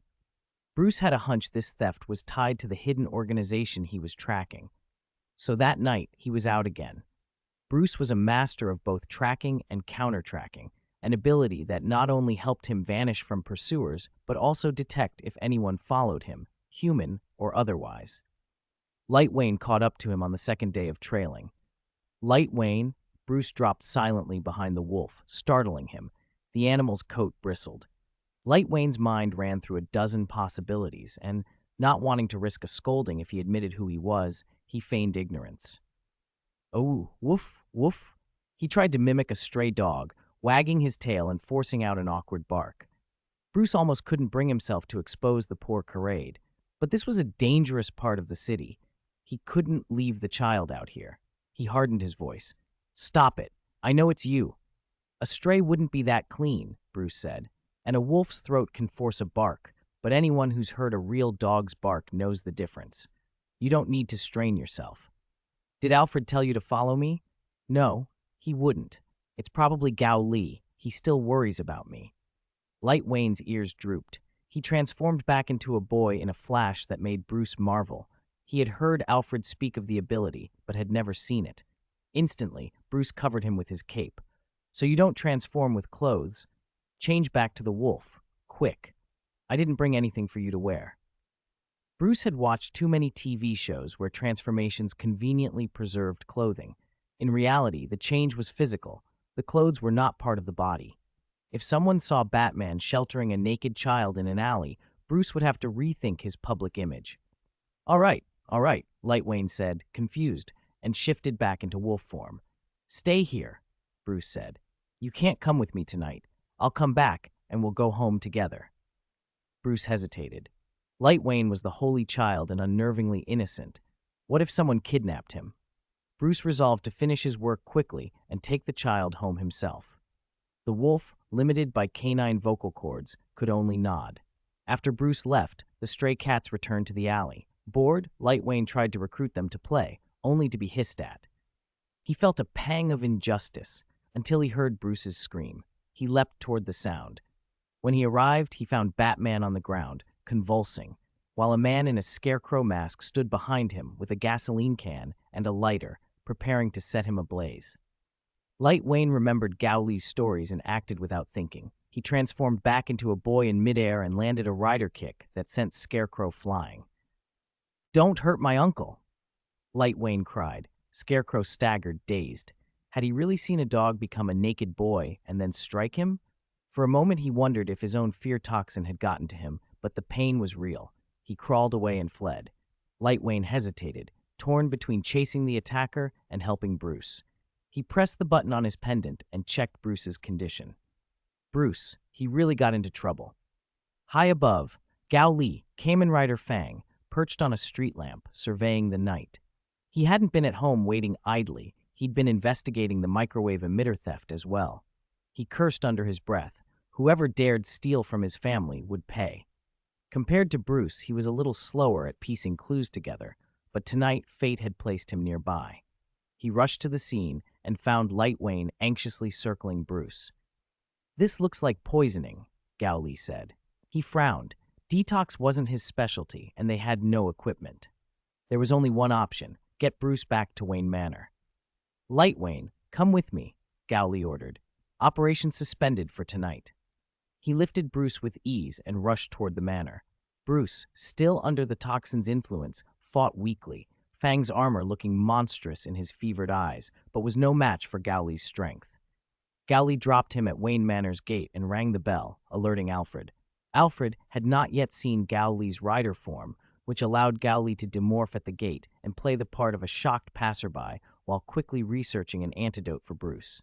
He worked through the night. 2 days later, Bruce woke groggy in bed. Alfred was at his bedside, busy with small tasks. "Alfred, how long have I been asleep? You slept for 2 full days, Master Bruce." Bruce swallowed. This time, complacency had cost him. Scarecrow's fear toxin had gotten under his defenses. "How was I rescued?" "Master Light Wayne heard your cries and drove the attacker off," Alfred said. "Then Fang arrived and brought you to the gate." Bruce was silent for a beat. Fang must have seen his face under the mask and realized he was Bruce Wayne, which meant his secret identity had been compromised sooner than he'd expected. Fortunately, the intelligence on Fang suggested he targeted criminal gangs and was generally a positive vigilante. "And the toxin?" Bruce asked. "Master Gowli stayed up all night to formulate an antidote," Alfred replied. "He made at least 10 doses. He also said this particular toxin induces short-term immunity. You're safe from it for at least a week." "Good," Bruce said. He pushed himself up and tested his strength. His conditioning had done him good. He was ready to be out again tonight. Alfred couldn't dissuade him. He donned the batsuit and went out into Gotham. And then he met Fang. Scarecrow, Jonathan Klein, Dean of Arkham Asylum, worked secretly for the League of Shadows. His proudest achievement was refining fear toxin from a strange blue flower native to the League. Bruce had once faced that flower as part of his graduation trials with the League. The mere smell of it could break a man. The purified toxin Klein produced was far more potent, capable of manipulating fear itself. Tonight, Jonathan's underground factory hummed with grim industry. Gang members, transformed into assembly line workers, followed his procedures to extract and refine the fear toxin. Surveillance cameras crowded the high walls, and a heavy steel door sealed the entrance. Pipes ribboned across the ceiling, rhythmically moving chemicals and waste. The air tasted of solvents. The low hum of machinery and whispered instructions set nerves on edge. Then a white figure arrived uninvited. Gowley's gauntleted hand flashed, and the last perimeter guard slumped to the floor. "Tracking down the fear toxin that hit Bruce," he muttered as he entered. Unexpected gains. He strode past the cameras without fear. The alarm screamed to life, and gang members scattered. No one dared stand and fight Fang. The man had been the downfall of more than one of Gotham's crews. But they were still a beat too slow. Section 93. Even if they ran with all their might, the gang would have to use the passages to escape. Gowley didn't need passages. If there was no path, he would make one himself. "Fang! Maximum drive!" He pressed the little dinosaur's tail 3 times. A rift of light opened like a tear in space, and he phased through a dozen walls in an instant, appearing from outside the factory straight into its core. Debris rained down, knocking people off their feet and filling the room with screams. Gao Li walked out of the dust and smoke, calm and ready to finish them. Stop! A shadow dropped down from the rafters, intercepting him. Gao Li blinked, relying on his superhuman reflexes to leap back and face the bat-like silhouette. Batman? Bruce? He recognized him at a glance and frowned. Why show up now?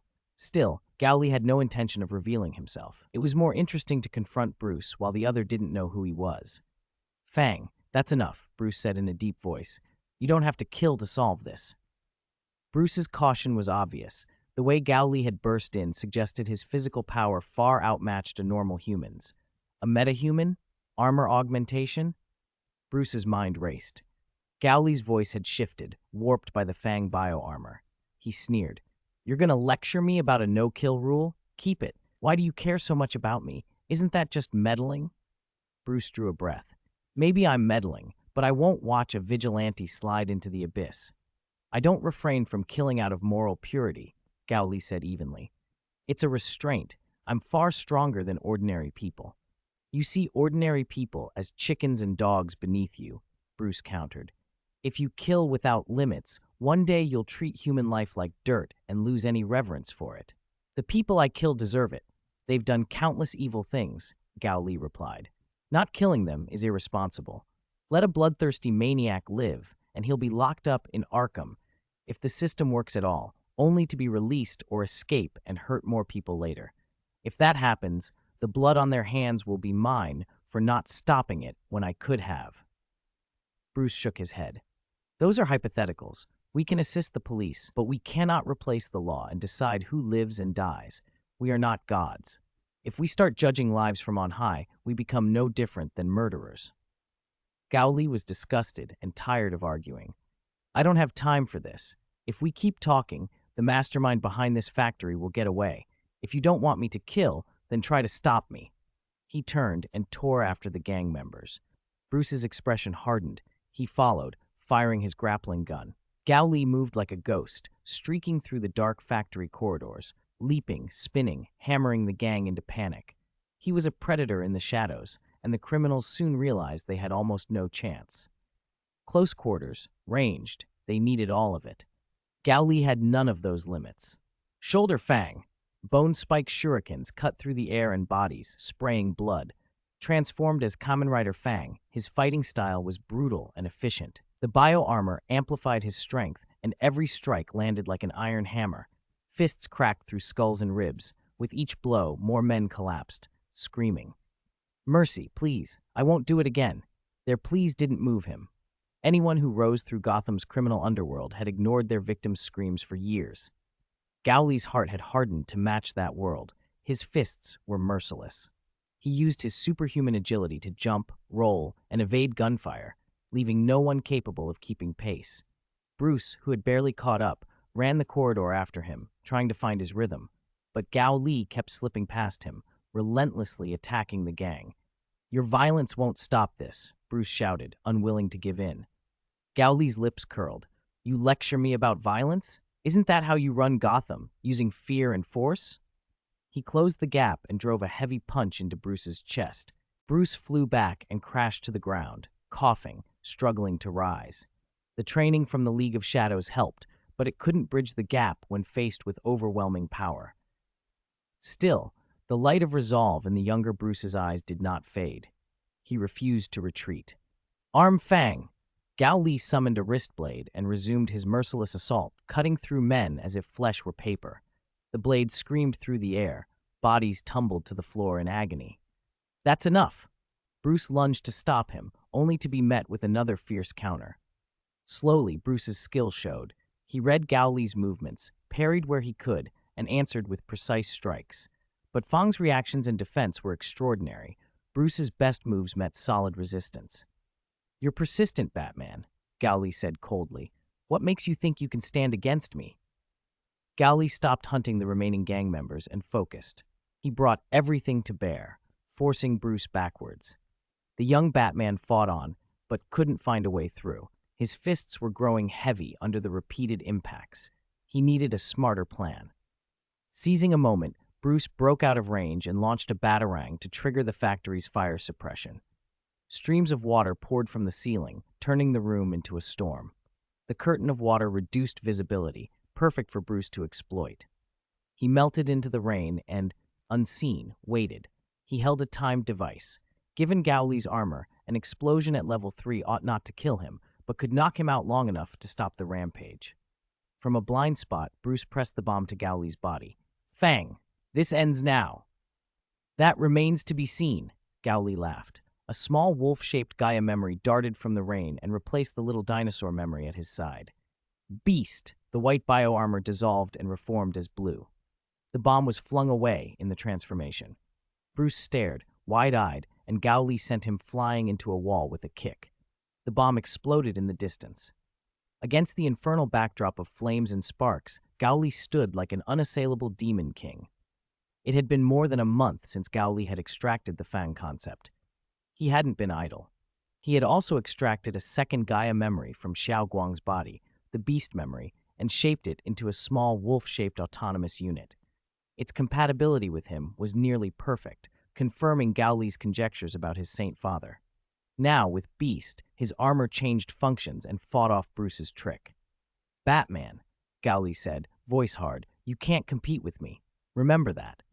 He knew how much force he had used. Even with the armor's protection, Bruce would be down for a while. Watching through blurry eyes, Bruce could only see Gowley finish the remaining gang members, one by one.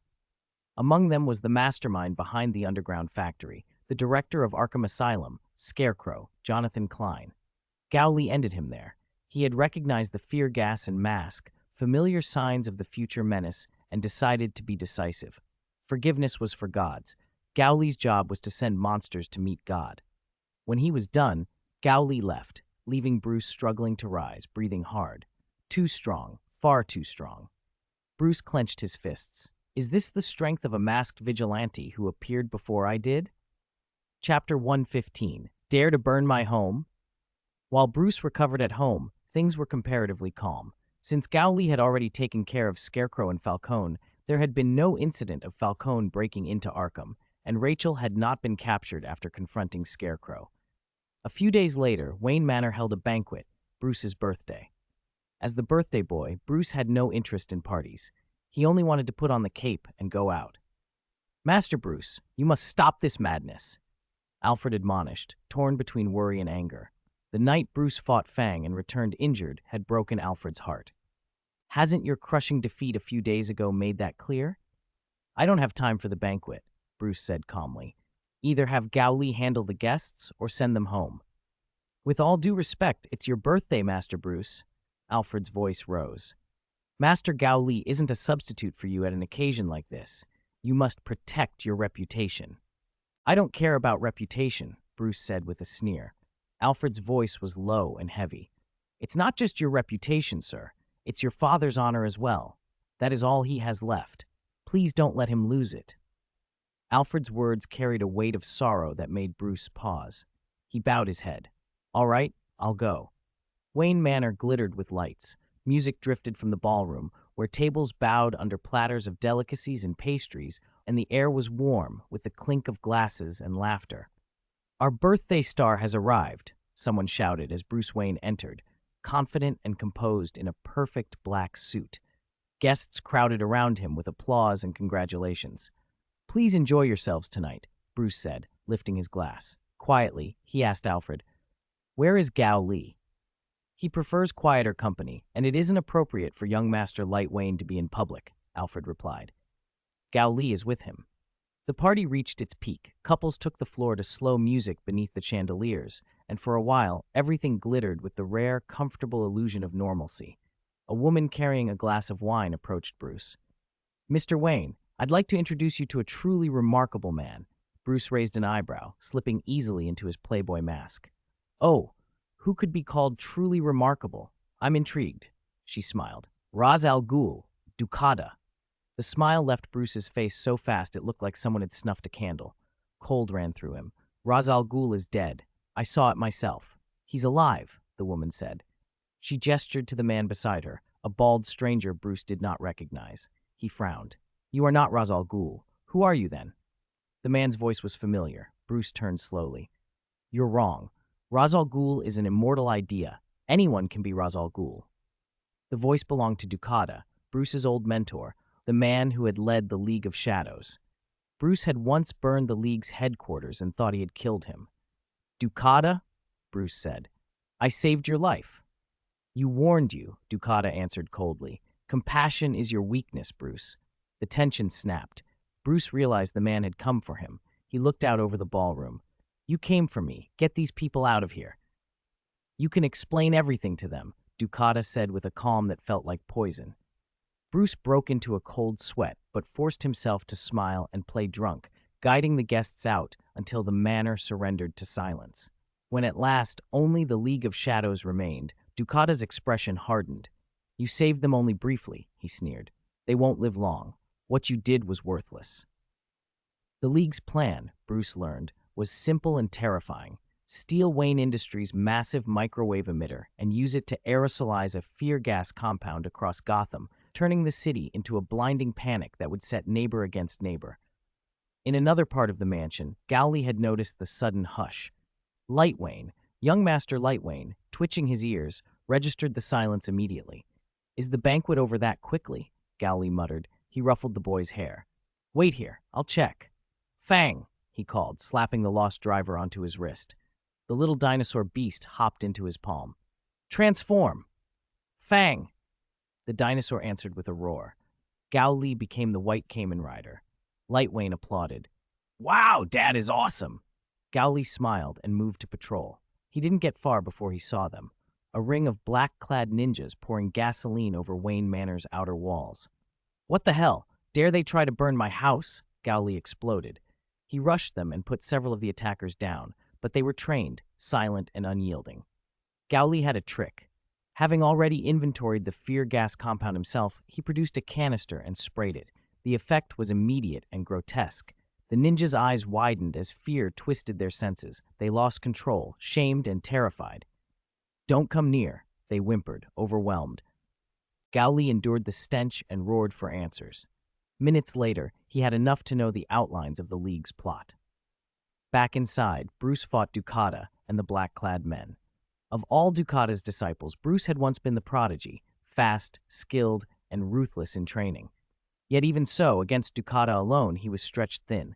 Against Ducata backed by dozens of ninjas, Bruce was forced step by step onto the defensive. Bruised and bleeding, he spat after a blow. I will stand with my people. I will protect them from you. Ducata laughed. Look at you. What can you protect? You can save nothing. Justice is balance. You burned my home and left me to die. Today I will burn yours. The name of people still in the house flashed through Bruce's mind. Alfred, others. And he roared and charged. He felled a few ninjas, but Ducata was relentless. Bruce staggered, knelt, nearly faint. Powerless, it felt, against this old master. Ducata, momentarily puzzled, glanced toward the corridor. Where was the fire he'd ordered? Their men were competent. Their attack should have been finished. The question was answered by an explosion behind them. They both turned. Through a shattered doorway stepped a figure, dripping blood. The corridor behind him littered with corpses. The black-clad ninjas lay in pools of crimson. In his hands, the newcomer held two severed heads. Fang! Ducata's pupils shrank. Gao Li, Fang threw the heads like crude grenades, and they slammed into the ranks like a herald of war. He moved with the brutal efficiency of a predator. Each strike struck for incapacitation, each motion a promise of violence. He darted through the ninjas, twisted an arm with one hand until a sickening crack sounded, then hammered a fist into another man's throat. Blood sprayed. He vaulted, drove a knee into a midsection, and that followed with a blitz of heavy punches that dropped a dozen attackers to the floor. More men surged, a black tide. Gowley scooped up a fallen ninja and hurled him into the advancing line, toppling them like a battering ram. Arm Fang, he snarled. A blade of frigid light flared from his arm, and Fang slashed through the throats of the downed assailants. Blood spurted. The floor became a macabre mosaic. Ducata stared, stunned. Decades of the League's training had not prepared him for this. Fang had torn through them as if the League's skills were child's play. Even Bruce, dazed and bleeding, could see it. Fang dominated the battlefield with punishing punches and surgical brutality. The ninja's numbers were meaningless against his speed and force. Pathetic rabble, Gowley spat. How dare you stir trouble in Gotham? A ninja lunged, Gowley sidestepped, delivered a crushing blow to the chest, and sent him sprawling. He moved like a storm, no mercy and no hesitation. The rooms filled with the sound of breaking glass, the thud of bodies, and the metallic clang of armor. After a long, savage sweep, Gowley's arms ached. He reached back and tapped Beast's tail 3 times in rapid succession. Fang! Maximum drive, he roared. Chapter 116, Could It Be Glitter Tiga? In an instant, a massive phantom Tyrannosaurus Rex erupted into being, its jaws opening wide and swallowing the black-clad ninjas whole. Boom! The explosion shook the skies and knocked Bruce unconscious. The remaining ninjas at the edges were thrown aside like rag dolls. Fang! Stop it! Ducata finally snapped and stepped forward. Why must you oppose our League of Shadows? Don't ask such a foolish question, Gowley replied coldly. But since you're about to die, I suppose I can answer you. He pointed at Ducata. First, you stole my stuff. Second, you tried to burn my house down. Ducata froze. Before he could react, Gowley charged. The two collided with brutal force. Ducata was worthy of being Bruce's master. He redirected and parried with clever technique, compensating for his lack of raw strength, and for a short while he managed to hold his own against Gowley's overwhelming physical power. They tore through the mansion in a blur of motion, their fight a fierce, life-or-death exchange. The remaining black-clad ninjas were caught in the crossfire and were quickly dispatched by Gowley as well. Whether by design or not, they were all neutralized. But relying solely on skill has its limits. Ducata had to concentrate fully. A single slip would cost him. Gowley found the opening. Rider, kick! He roared and struck. The blow sent Ducata flying 10 meters. The body hardened by years of training couldn't withstand the impact. He spat blood, organs injured, and slumped, incapacitated. When I interrogated your men with fear gas earlier, I heard you were some kind of immortal god? Gowley tilted his head. Then let's see what it takes for you to finally die. Wait, Ducata tried to raise a hand, but Gowley didn't hesitate. He activated his ultimate drive and struck again. Boom! The power of Fang utterly tore Ducata apart, annihilating him on the spot. Gowley took a breath. Good thing they didn't actually burn my house down. The League of Shadows should be finished now. He crossed the chaos and checked Bruce. No life-threatening injuries. You're welcome, Bruce. Goodbye. Then he leaped through the window and vanished. By the time Gowley left, Alfred had already arrived at Wayne Manor and stood stunned among the bodies. He called frantically. Master Gowley, are you all right? Since you're fine, I presume Master Wayne is too. Alfred? Gowley answered. What happened? It's hard to explain. Please come over. I need to be sure Master Wayne is safe. Alfred had found Bruce unconscious and carried him, laboriously, onto the bed. Bruce woke the next day and was quiet for a long time.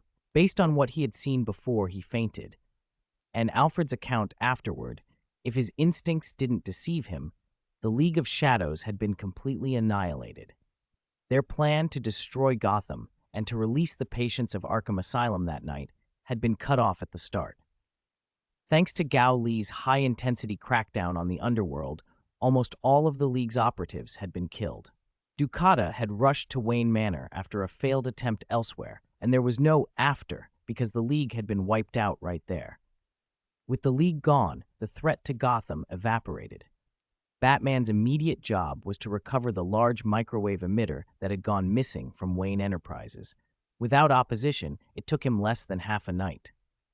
After that, Bruce sat alone on the edge of a rooftop, staring down at the city he loved and wrestling with doubt. Does Gotham still need Batman? A week later, bored and restless, Gowley decided to move back to Metropolis. Before he left, Bruce approached him directly. Gowley, mind if we talk? What is it? Gowley gestured for Bruce to sit. You know what I do every night, right? Bruce asked. Gowley blinked. You mean turn into a bat thing and fight petty thieves in Gotham? Bruce gave no reply, but the description, however ungainly, was accurate. Gotham's underworld had gone quiet after Gowley's intervention. The major gangs had been crippled or eliminated, and there were no large-scale crimes for Batman to tackle. Batman didn't care about big or small. If there were no major cases, he turned to the minor ones. Street thugs now had to deal with him. I need better equipment, Bruce said at last. I looked into Fadian Group. Your inventions have strong civilian applications, but they're not suited to the kind of personal combat gear I need. If you're willing, I'd exchange my shares in Wayne Enterprises for some of your patents. Fadian Group's help in upgrading my gear.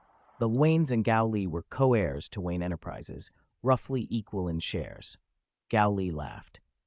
You thought it was something serious. It's just a favor. I don't need your shares. We're brothers. What reward do I need? Wait at home. I'll send your custom equipment in a few days. Bruce felt a warmth at the offer. He had no other choice. The League of Shadows and Gao Li's power made clear that Bruce's current arsenal wouldn't be enough in this dangerous world.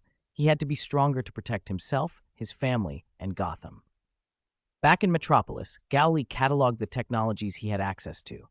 Kamen Rider G3, G3X, Phase, Accelerate Mode, Burst Mode, Kamen Rider Emperor, Earth, Delta, Force, Kabuto, Gatak, Kamen Rider Wizard, Shocker Cyborg Tech, Gaia Memory, and Lost Driver, the TPC Complete Tech Set.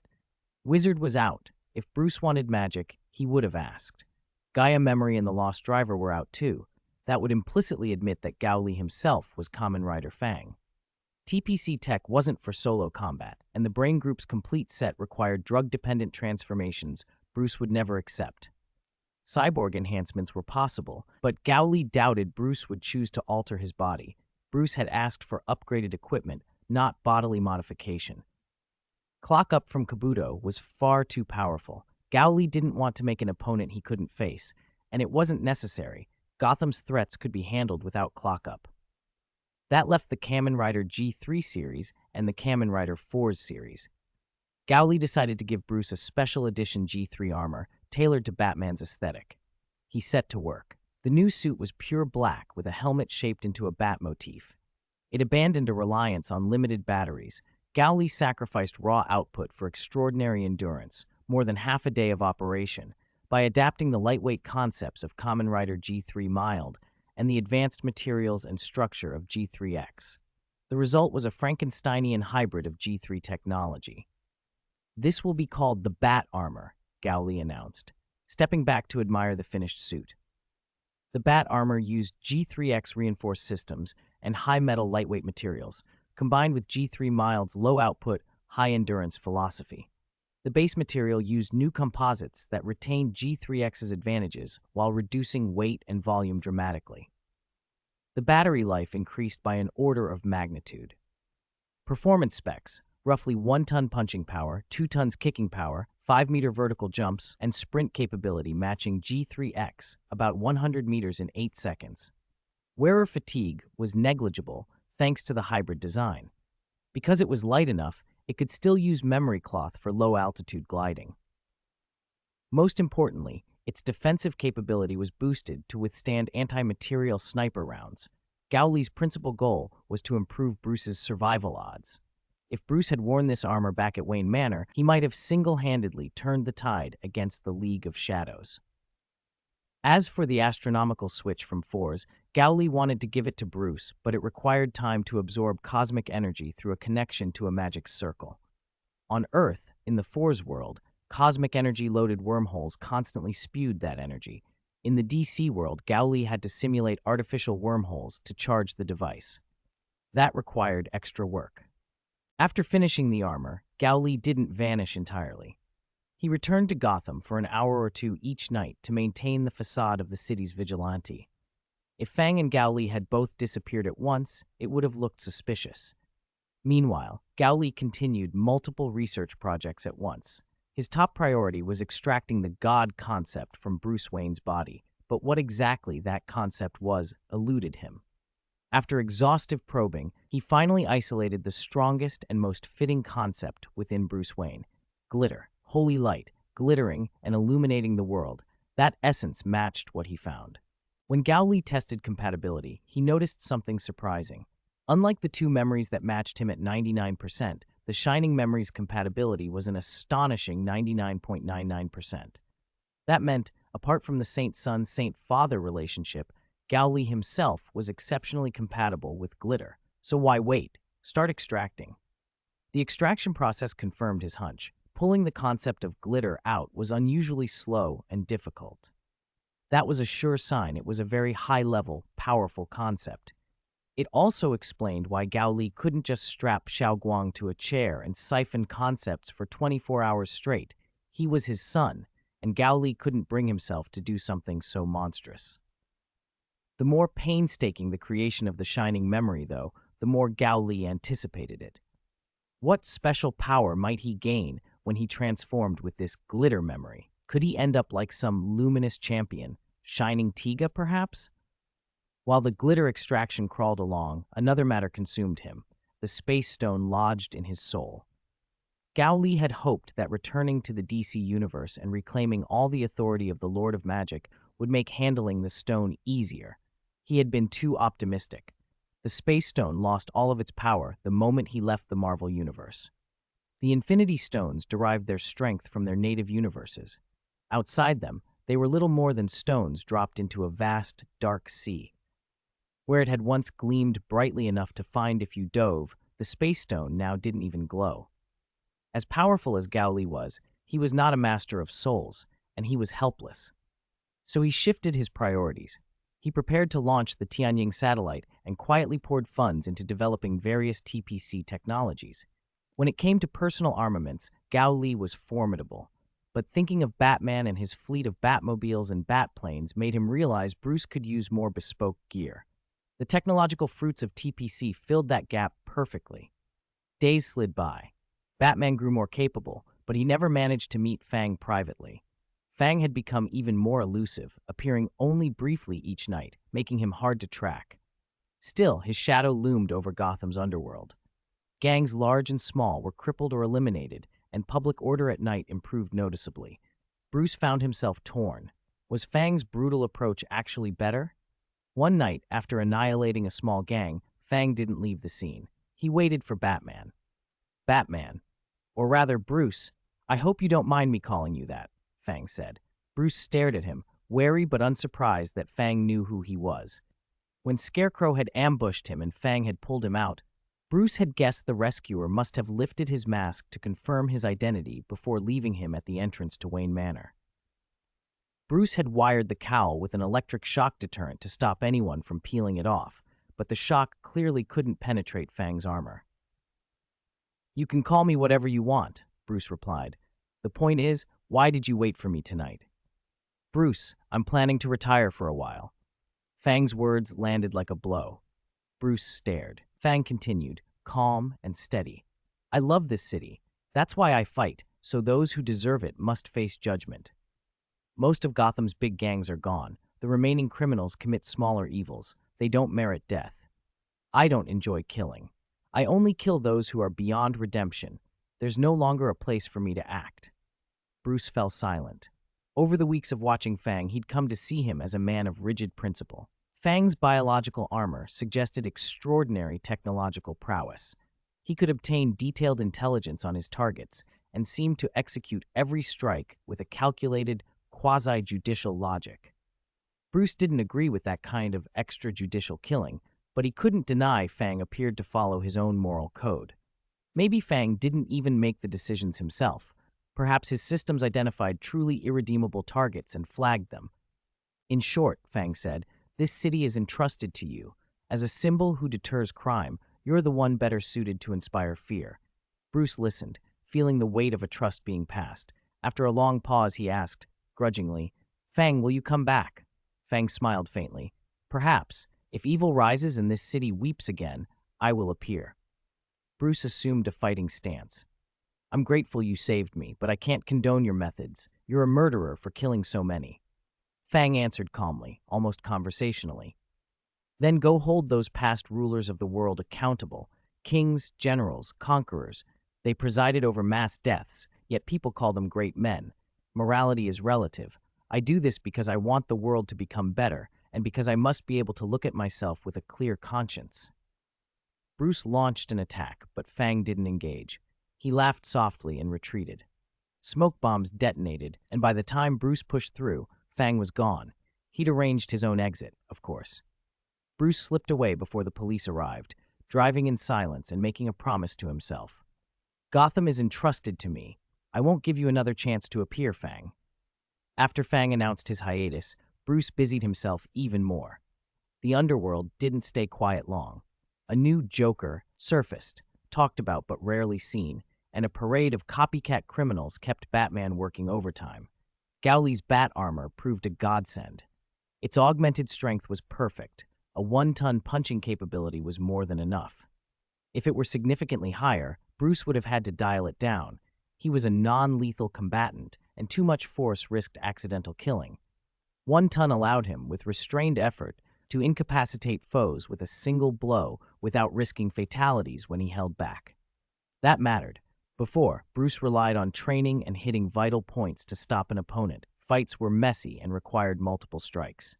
The bat armor simplified everything. Most encounters were a single decisive strike. The armor's protection pleased Bruce even more. Before, Kevlar and other bulletproof fabrics left him bruised from residual kinetic energy and vulnerable to blades or animal attacks. Now, when bullets struck, he barely felt the impact. Knives and swords were no longer a concern. The armor's joints and seals resisted stabs effectively. Even the hunting dogs some criminals used, once a terrifying threat, couldn't bite through it. In over half a month of continuous operations, Bruce had hardly been hurt. He felt profound gratitude toward Gao Li. If Gao Li sold this tech to the Department of Defense, the military implications would be enormous. Fadian Group could skyrocket into a global tech giant. But Gao Li had no interest in militarizing it. He developed this special version for his brother. That perfection, however, brought awkwardness. Lucius Fox, who'd previously supplied Bruce's gear, was stunned, almost bloodshot-eyed, from nights spent poring over the bat armor's design. Whether from rivalry, passion, or resentment at being outpaced, Fox had clearly burned the midnight oil trying to understand or catch up. Bruce could only tell him to get some rest. There was another development that gave Bruce real hope. The Gotham District Attorney's Office hired a new prosecutor, Harvey Dent, a young man of conviction and courage, nicknamed the Shining Knight. Harvey's uncompromising stance against crime and his belief in justice moved Bruce. If Harvey could serve as the bright symbol of justice Gotham needed, maybe one day the city wouldn't need Batman. Batman, who fought violence with violence, was a distorted figure outside the law. Bruce found himself thinking of Fang and the day he might hand over Gotham to someone like Harvey. "I'll help as long as Batman is needed," Bruce decided. "The Joker's threat ends with me." The Joker had been escalating. He'd killed a fanatic who imitated Batman and filmed it before his death, delivering one message: "If you don't take off your mask and surrender, I'll kill someone every day." It wasn't idle bravado. The Joker's victims were prominent. First, the former commissioner of the Gotham Police Department, then a well-known female judge, and finally the mayor. From a Joker calling card, fingerprints were recovered. Only Prosecutor Rachel and Prosecutor Harvey remained alive. One night, Captain Jim Gordon summoned Batman to the rooftop with the bat signal. With Fang's shadow over the city, Batman's reputation had grown into a deterrent the underworld feared. Gordon preferred Batman's non-lethal approach and increasingly sought his cooperation. "I understand. I'll follow up," Bruce said evenly, though inside he was tense. Rachel and Harvey were the two people he could not bear to lose. Rachel, his childhood friend, and Harvey, a man who'd spoken passionately about Batman's ideals. Harvey's belief that someone should one day take the mantle and do better had touched Bruce deeply. As Bruce Wayne, he pledged to host a charity gala to support Harvey financially. If Gotham had to have a shining knight, it should be Harvey, not some outlaw. If they're targets, the charity gala will be the prime opportunity for an attack, he thought, eyes narrowing as he planned his next move. Bruce should have canceled the charity gala. From one angle, it was madness to risk so many lives. From another, it was the best way to flush out the Joker, who always hid too well. He was torn. With danger and opportunity sharing the same moment, should he gamble? Bruce didn't hide the plan from Harvey. For decisions that could cost lives, Bruce avoided making them alone, and Harvey already knew Batman. When the Joker had first threatened murder, Batman, Harvey, and Gordon had met on the police station rooftop. Rachel was never an option to put in harm's way. Harvey insisted he would be the bait. Harvey showed no fear. If something goes wrong, you could die. Gordon warned. Harvey shook his head. There's an old Eastern saying, there are 1,000 days to be a thief, but no 1,000 days to guard against one. He smiled. The Joker has his eyes on Rachel and me now. He won't stop, so why shouldn't we take the initiative? Batman's voice was low. Harvey, you're a symbol of light in Gotham. Think carefully. Gotham cannot lose you. Harvey laughed. Exactly why I can't shrink from evil. He produced a coin. When I'm unsure, I use this lucky coin. Heads, I go as bait. Tails, I hide. He flipped it and caught it. See? Heads. Fate has decided. Bruce had seen the trick long ago. Harvey's lucky coin had 2 heads. As Harvey liked to say, he didn't rely on luck, he made it.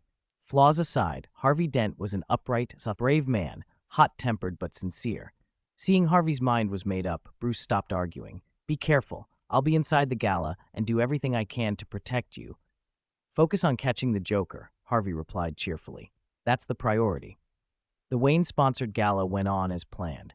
In the hotel's ballroom, dignitaries in evening wear mingled beneath chandeliers, glasses chimed, and cameras clicked. The evening's stars were Bruce Wayne and Harvey Dent. Bruce, in a custom black tuxedo, walked the red carpet with a half-smile that drew admiration. Harvey, tall and confident in a deep blue suit, greeted guests with practiced warmth. Reporters buzzed, flashes popped. They worked the room together, stopping at tables to greet donors and listen to concerns. Then chaos erupted. Men wearing Joker masks burst in from every side, brandishing pistols and rifles, laughing with mad delight. What's happening? People screamed. The attackers trained guns on the crowd and forced everyone to freeze. Joy turned instantly to terror. Bruce and Harvey recovered fast. This was not entirely unexpected. A purple-suited man strode in, smiling like a ringmaster. Good evening, ladies and gentlemen, he called. We're tonight's entertainment. We have some business with Mr. Dent and Miss Dawes. Rachel, of course, was not present. Bruce and Harvey would never have allowed her to be there. Bruce's eyes narrowed. He couldn't let the situation escalate and risk innocent lives. He slipped a hand into his sleeve and pressed a hidden button. Prearranged devices in the ballroom sprang to life, releasing a choking cloud of smoke that quickly filled the room. Oh, an encore? The Joker said, unbothered. In the confusion, Bruce slunk to a wall panel, opened a fingerprint-locked compartment, and slipped inside. Machines in the hidden room assembled the batsuit around him. Moments later, Gotham's Dark Knight exploded into the smoke and began cutting through the Joker's henchmen with brutal efficiency. The attackers floundered in the fog, unable to locate the armored figure moving like a shadow among them. One by one, they were taken down. A strangling hold, a crushing blow, a thrown man who missed a step and tumbled. The batsuit absorbed their attacks. They could strike and only get hurt in return. Scream after scream echoed as the Gotham Knight moved through the haze, dismantling the gang with precise, ruthless strikes until consciousness fell over the podium of would-be terrorists. The Joker, faced with the impossible, tossed down his weapon and feigned surrender. Whoa, whoa! You win, little bat! I give up! He raised both hands. Police swarmed in and secured the scene, hauling the Joker and the remaining assailants away. No identity, no name, like a ghost, an officer muttered later at GCPD. In the interrogation rooms at police headquarters, Jim Gordon stared at a file, perplexed. If you want answers, ask him directly, a voice said from the shadows. Gordon spun. Batman stood there, dark and calm. Why are you here? Gordon asked. After the gala, I couldn't shake the feeling something was wrong, Bruce said.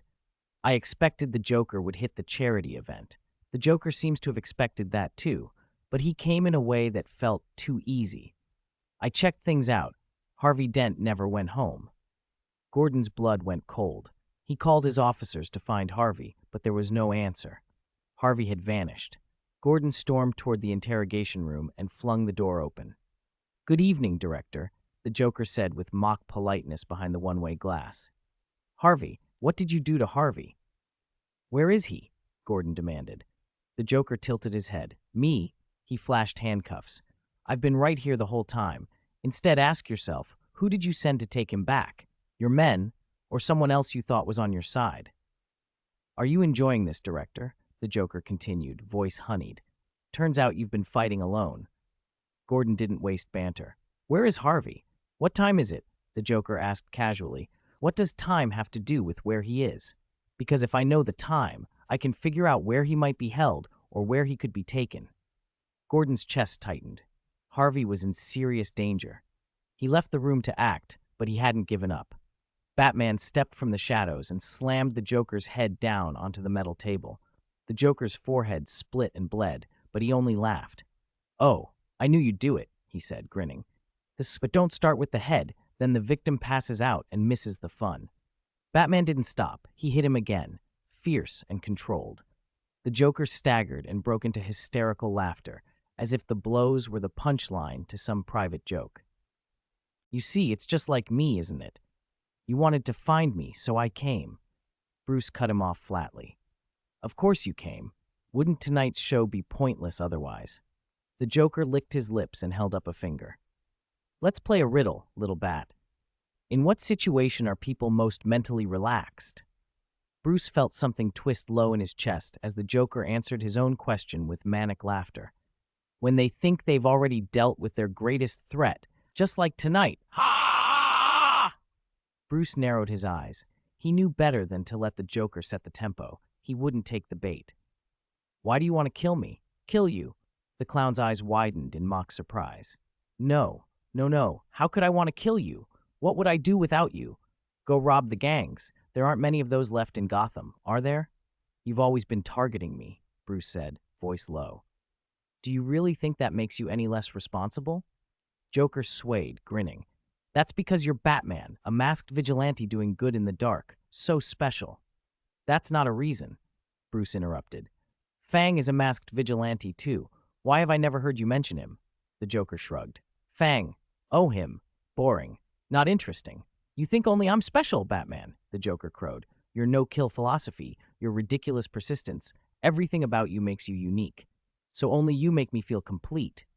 He added with ecstatic glee, "You're the freak everyone sees. You're just like me. When they no longer need you, they pretend you don't exist. Their morals, their principles, all a rotten joke. When trouble comes, they'll turn on each other." Bruce couldn't listen any longer. He grabbed the Joker by the collar. "Where is Harvey Dent?" The Joker laughed without fear. "Tonight, you'll break your principles. There's not much time left. If you want to save one of them, you'll have to play my little game." One of them. A cold stone dropped in Bruce's stomach as the words he feared came from the Joker. "Miss Rachel, who was supposed to be here tonight, didn't show up. You put too much hope in Mr. Harvey thinking she was safe." Everything clicked. Rachel had been taken too. Fury flared, and Bruce shoved a chair under the interrogation room doorknob, blocking it, then began to hit the Joker again and again. "Where are they?" Even bruised and bloodied, the Joker laughed, delighted. "Ah!" "Killing is a choice. You can only choose to save one life. There's no middle ground. If the device on site detects one rescue, the other, bang!" "Harvey is at 250 52nd Street. Rachel is on Cicero X Street. Now choose." Bruce's face went eerily calm. He let go of the Joker and pulled out his phone, dialing a number. He motioned to Gordon to clear the room of the other officers. Gordon hesitated then, how trusting Batman, ordered his baffled subordinates to leave. Joker slumped against the wall, chuckling raggedly. "Oh, it's lonely without an audience. Planning on using more severe torture? Ha ha." Bruce said nothing. His calm was almost an act. The Joker cocked his head, sensing something, and muttered, "Do you still have something that can threaten me?" "No, you've got nothing. I told you everything I knew," he lied. "But you see, this is the point. You must choose which one to save, and the other will be killed because of your choice." "Ha ha ha ha!" "I choose to save both," Bruce said flatly. He moved the chair out of the way and hit send. Gordon stared. "That's it? You're just going to make a phone call?" Batman hadn't even finished nodding before the line picked up. "Hello?" When Gowley answered, Bruce spoke in the gravelly Batman rasp. "I need your help." Gowley recognized the voice and didn't expose him. "What do you need? Say it." "Two people need protection. One is at 250 52nd Street, the other on Cicero X Street. Can you secure them both?" "Leave it to me," Gowley replied without hesitation. Bruce immediately threw several batarangs, slicing the interrogation room cameras to pieces. Gordon looked incredulous. "That's it? He's reliable? How will he protect Harvey and Rachel? If you don't trust him, you can see for yourselves. Where are you now?" Gao Li's voice came through, casual. We're in the interrogation room at GCPD. How can we see? Gordon barely had time to ask before a magic circle flared into being in the air. Two familiars stepped through and projected two black screens between them. The room went silent. Gao Li's voice explained through the familiars. He would connect remotely, casting sight and spell through the circle. Magic. The word landed like a blow. Even the Joker froze mid-sneer. When images appeared on the screens, Bruce, Gordon, and the Joker watched as Harvey and Rachel, bound to chairs, blinked into view. Gasoline drums ringed them. Gordon felt his worldview tilt. There really is magic. Harvey and Rachel, waking to their situation, began to panic. Then, in front of each of them, a connecting magic circle shimmered, and hands reached out, Gao Li's hands in a transformed, endless style. Harvey and Rachel stopped struggling, dumbstruck. Defend! Gao Li intoned through the connection. Diamond-like barriers rose, surrounding them in a perfect, multifaceted shell. Done. Mere bombs won't kill them now. It would take a nuclear blast to get close, Gao Li said, calm and confident. Gordon, coming to terms with what he'd seen, replied in a tone full of newfound respect. Oh, thank you. Thank you very much. When Bruce hung up, Gordon demanded, Batman, who is he? A friend from the magic world, Bruce answered evenly. Bruce didn't practice magic himself and usually trusted only technology and his own skills. But he wasn't stubborn about the means. Human lives came first. He had called the person he trusted to get the job done. Joker, furious, then deflated. A mere magician ruined a perfectly good show. Isn't that disappointing? I don't have time for you, Bruce said coldly. He walked out.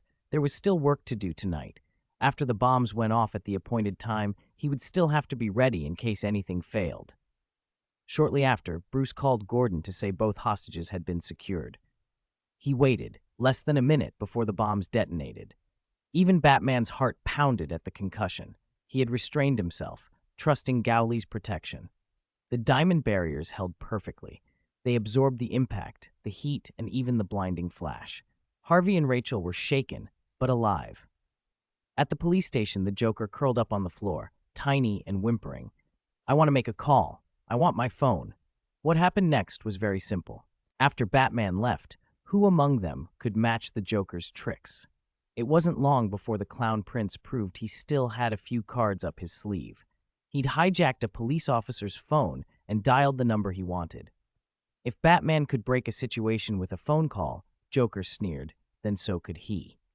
Before letting himself be deliberately arrested, he had already planned an escape route. A cell phone-triggered bomb had been hidden inside the abdomen of one of his arrested henchmen. The explosion, boom, did more than kill officers. It tore a hole in the station wall and threw everything into chaos. Joker slipped away in the confusion and soon rejoined the lieutenants who'd been hiding nearby. He raged as they fled, fingers gesturing wildly. Such a rare, delicious game had been interrupted. Unforgivable. This damned magician, cheating like that. You can't cheat in a game, Joker snarled. How dare anyone cut between me and my little bat boy? If I find who did this, next time I play with him, I'll kill him first. Back at his lair, Joker turned on the lights and then froze. In the dim shadow beyond the lamp, someone sat silently. He whistled in excitement. Oh, this kind of entrance. Could it be little bat boy? Naughty, but I knew you wouldn't disappoint me. Who told me I'm you and you're me? You guessed wrong. 0 points. The voice stepped forward. It was Gao Li. You are. Oh, right. Joker tapped his temple, suddenly remembering. You must be that kid from the Wayne family. Low-key, not very famous. I almost forgot. Correct. Gao Li made a perfect score gesture. How about I reward you with sweet death? Oh, look at this Wayne kid. Special, aren't you? Joker cocked his head like he discovered a new continent. By the way, your voice is familiar. How did you find me? Gao Li smiled faintly. You got a perfect score, then 0. We met not long ago, in the interrogation room. As for how I found you, it wasn't hard. You're not as careful as Batman. A familiar spirit was enough to track you. While you were planning your jailbreak, I took a flight to Gotham. Want to see my big plane, Mr. Joker? Joker's face went dark. So it was you, annoying magician. Wrong answer. Gao Li clapped. To punish you, you'll see it whether you want to or not. Victory swallow number 1. With Gao Li's shout, Victory swallow number 1, an aircraft fitted with the AI chip from Kamen Rider G3X appeared. Gowli had added optical stealth, not perfectly invisible in daylight, but in the cover of night it was nearly undetectable. The drone didn't show off. Under the AI's control, it opened fire on Joker's men outside. Screams split the night as green lasers cut through cover. The volley tore the henchmen apart. In minutes, the squad was almost wiped out. "How's my plane?" Gowli asked, grinning. "Leaves no records, an essential tool for killing, arson, and running home." Joker yawned, expression unchanged, no hint of panic. "So you're determined to take me down, Wayne Brat. Are you jealous of my games with Batman? Or are you his accomplice, wanting me out of the picture?" "You're wrong," Gowli said coldly. "Whether for me or for Batman, you mean nothing. But for Gotham and its people, your absence would matter." Joker laughed until tears ran down his face. "Ha ha! You're adorable. Do you really think killing Joker will bring peace to Gotham? You don't understand the city. As long as Batman exists, someone else will become a Joker. A new clown will always appear." Gowli listened, then answered softly. "You're right. Gotham is mad. Another Joker will come. But that depends. A new Joker will come, but Gotham needs an ace, not a clown like you." Suddenly, Joker drew a pistol from his purple suit and fired. No hesitation. "Aha! You exposed your weakness." The shot cracked, but the bullet stopped in midair, caught by a tiny blue figure. Joker's eyes widened. It was a memory body in the shape of a little wolf. A small, white, dinosaur-shaped memory body hopped around as well, then leaped into Gowli's palm. "Fang!" the creature cried. Gowli pressed the memory body and attached the lost driver to his waist with his other hand. "What?" Joker gasped as a white whirlwind enveloped Gowli. "Transform!" he shouted. A dragon roar filled the lair. Before Joker's astonished eyes, Gowli became a pure white Kamen Rider. "So that's it. Fang, you are Fang!" Joker howled with manic delight. Then blood sprayed as Gowli tore Joker mercilessly apart. At death's edge, Joker showed no pain, only a faint, regretful whisper. "Since Fang is you, you're more fun than I imagined. If I'd known, I should have made you a target in my games too." When the police radioed the jailbreak, no one mourned Joker's death. Only one man arrived at the scene. Bruce Wayne. After tracing Joker's trail to the lair, he found the clown's gruesome corpse. From the brutality and the methods used, it looked like Fang had acted in secret. Bruce's mind returned to Fang's earlier words. "When the one who makes the city weep appears again, he will return." The line sat in Bruce like a verdict. If Fang had reappeared, maybe Bruce had failed. Police sirens drew closer. Bruce lowered his head, clenched his fists, then left quickly. Fang vanished after killing Joker. No trace. Maybe aside from the Joker incident, Fang was satisfied with Batman's work. Bruce found himself thinking about that more often than he liked. Then, each time, he'd remind himself, why should I care what Fang thinks? Fang was neither his superior nor elder. Batman's knights were his alone. They didn't need Fang's approval. Bruce did not agree with Fang's method, killing, but he couldn't help comparing himself to Fang. Who kept Gotham safer and whose philosophy served the city better? Fang had achieved results Batman couldn't deny. If a murderous madman stands in front of me, my first reaction should be to send him to the afterlife. Otherwise, he'll be locked up in a mental hospital, and once released or escaped, he'll kill again, Fang had said on their first encounter. The line echoed like a prophecy. Bruce feared that if Joker only went to a hospital, he'd escape again. Given Joker's ingenuity, Bruce believed that escape probable. New deaths would follow, and would Bruce be responsible for not killing him when he could have? The thought unsettled Bruce until he snapped himself back. If I let a madman make me think like this, that's Joker's victory, he told himself. He refused to be swayed. In the half-year that followed, Batman's work effectively drowned out Fang's influence. Without Gowli and Bruce's original timeline, Wayne Industries alone had made Batman the symbol of Gotham.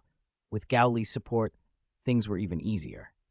The bat armor was so effective that Bruce hadn't needed major updates for months. Comprehensive protection, multiple weapon options.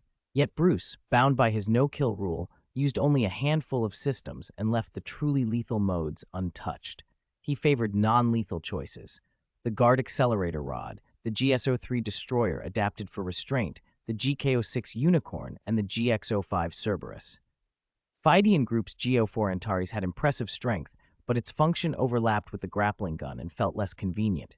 Wayne Tech won that round. Antares' load capacity far exceeded anything Bruce needed. It was overkill. Cerberus, originally a ferocious Vulcan cannon, had been modified by Gao Li after the Wakanda incident into a high-rate, extremely low-dose anesthetic variant. Bruce liked using Cerberus to clear crowds, fast, effective, and safe. One sweep and mooks were down without risking lethal overdose. Bruce also persuaded Fox to focus on vehicles. Upgrades flowed into the Batmobile, Batcycle, Batplane, Bat-Submarine, the works. With Wayne Industries and Fadian Group together, Gotham's underworld were little more than chickens and dogs before Batman. Yet success at work didn't translate to personal life. Bruce had been utterly defeated by Harvey Dent for Rachel's heart. Both men loved her. She chose Harvey and left a letter for Alfred, who delivered it to Bruce. Rachel wanted to spend her life with Harvey and always bless Bruce as a friend. Heartbroken, Bruce respected her choice. Gao Li flew back from Metropolis more than once to help Bruce drown his sorrows, though as a scientist, Gao Li didn't drink much. Living with Rocket in the Marvel Universe had taught him bad habits. He sampled alcohol but never drunkenness. Xiao Guang, who liked the taste of alcohol, got disciplined by Gao Li with a fist of love and went home whimpering.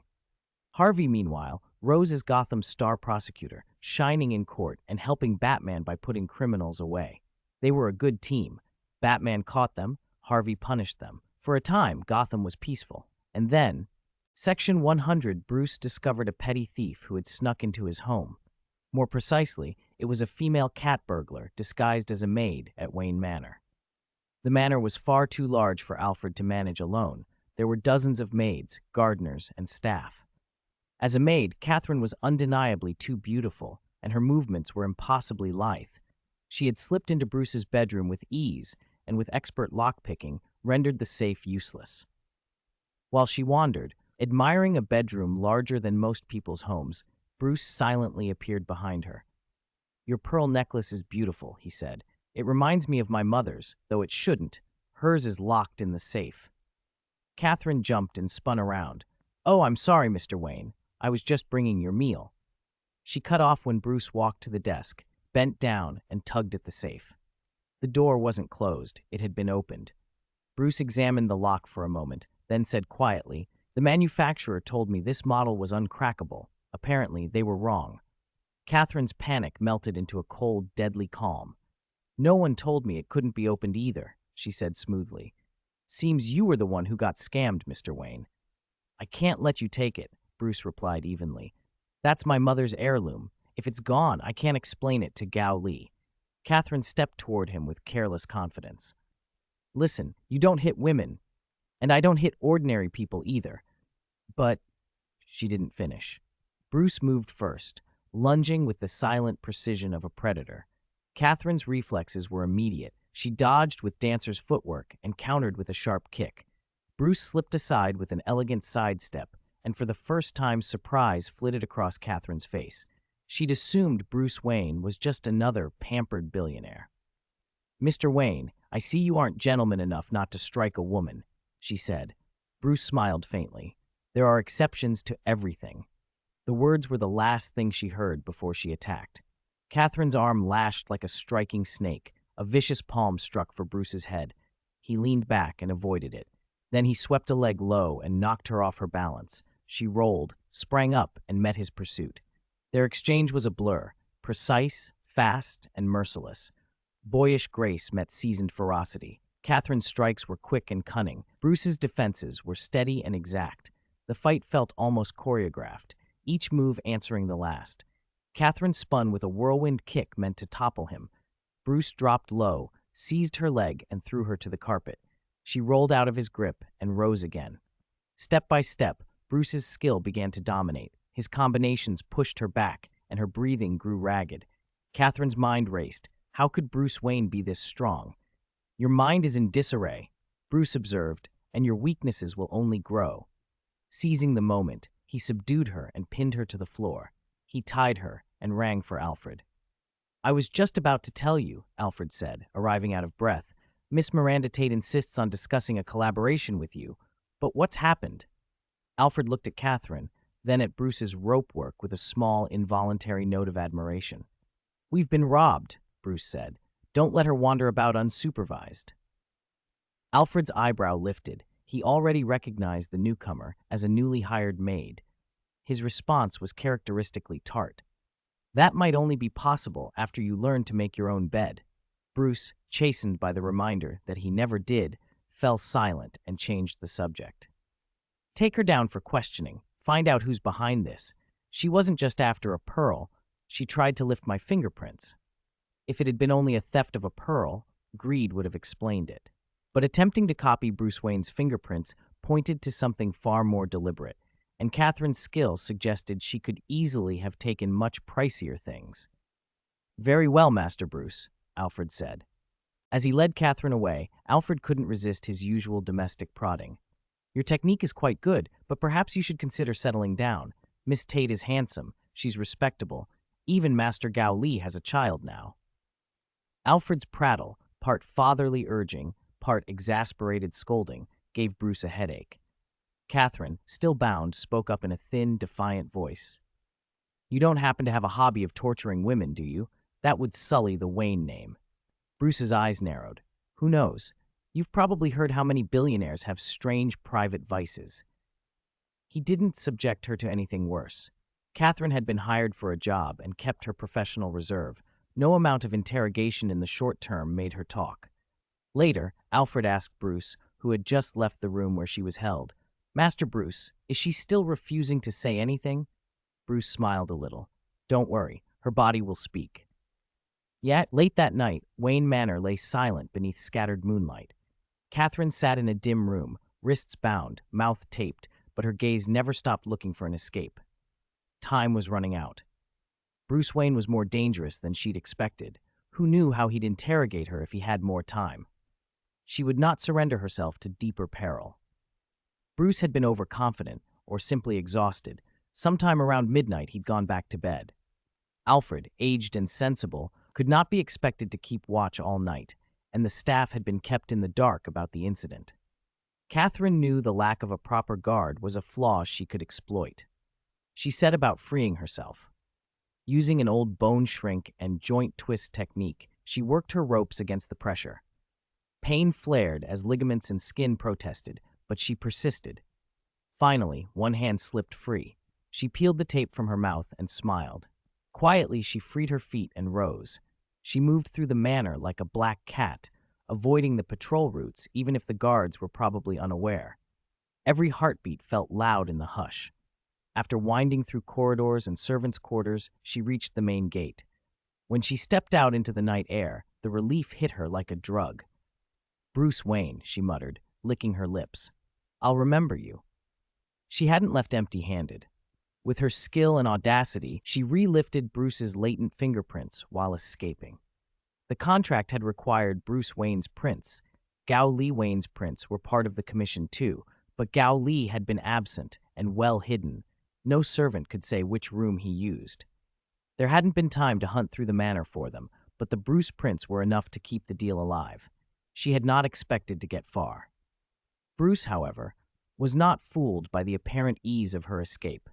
In his batsuit, he followed, tracing a red blip across his heads-up display. He had planted a tracker on her the moment he'd first confronted her, intending to trace the mastermind rather than let the thief vanish. He tracked her across rooftops and down alleyways, cape whispering behind him, eyes cutting through the darkness. Catherine swung back to a small bar on the edge of town, a narrow place thick with smoke and dim music. She slipped inside and found a man waiting. "Bruce Wayne's fingerprints, completed," she said, producing the sample. The man took them and asked, "And Gao Li Wayne's prints?" "Don't be hasty," Catherine answered. "I want to be sure of what I need first." He glanced at her, about to reply, then froze and listened. Catherine noticed then the earphone and the tiny camera clipped near his ear. It had been feeding another voice into his ear. "A clever disguise," the man said after a moment. "Good makeup, but not good enough for a pro. It didn't fool my associate." He examined her wrists. "You've got the marks of someone who just broke free from restraints, haven't you?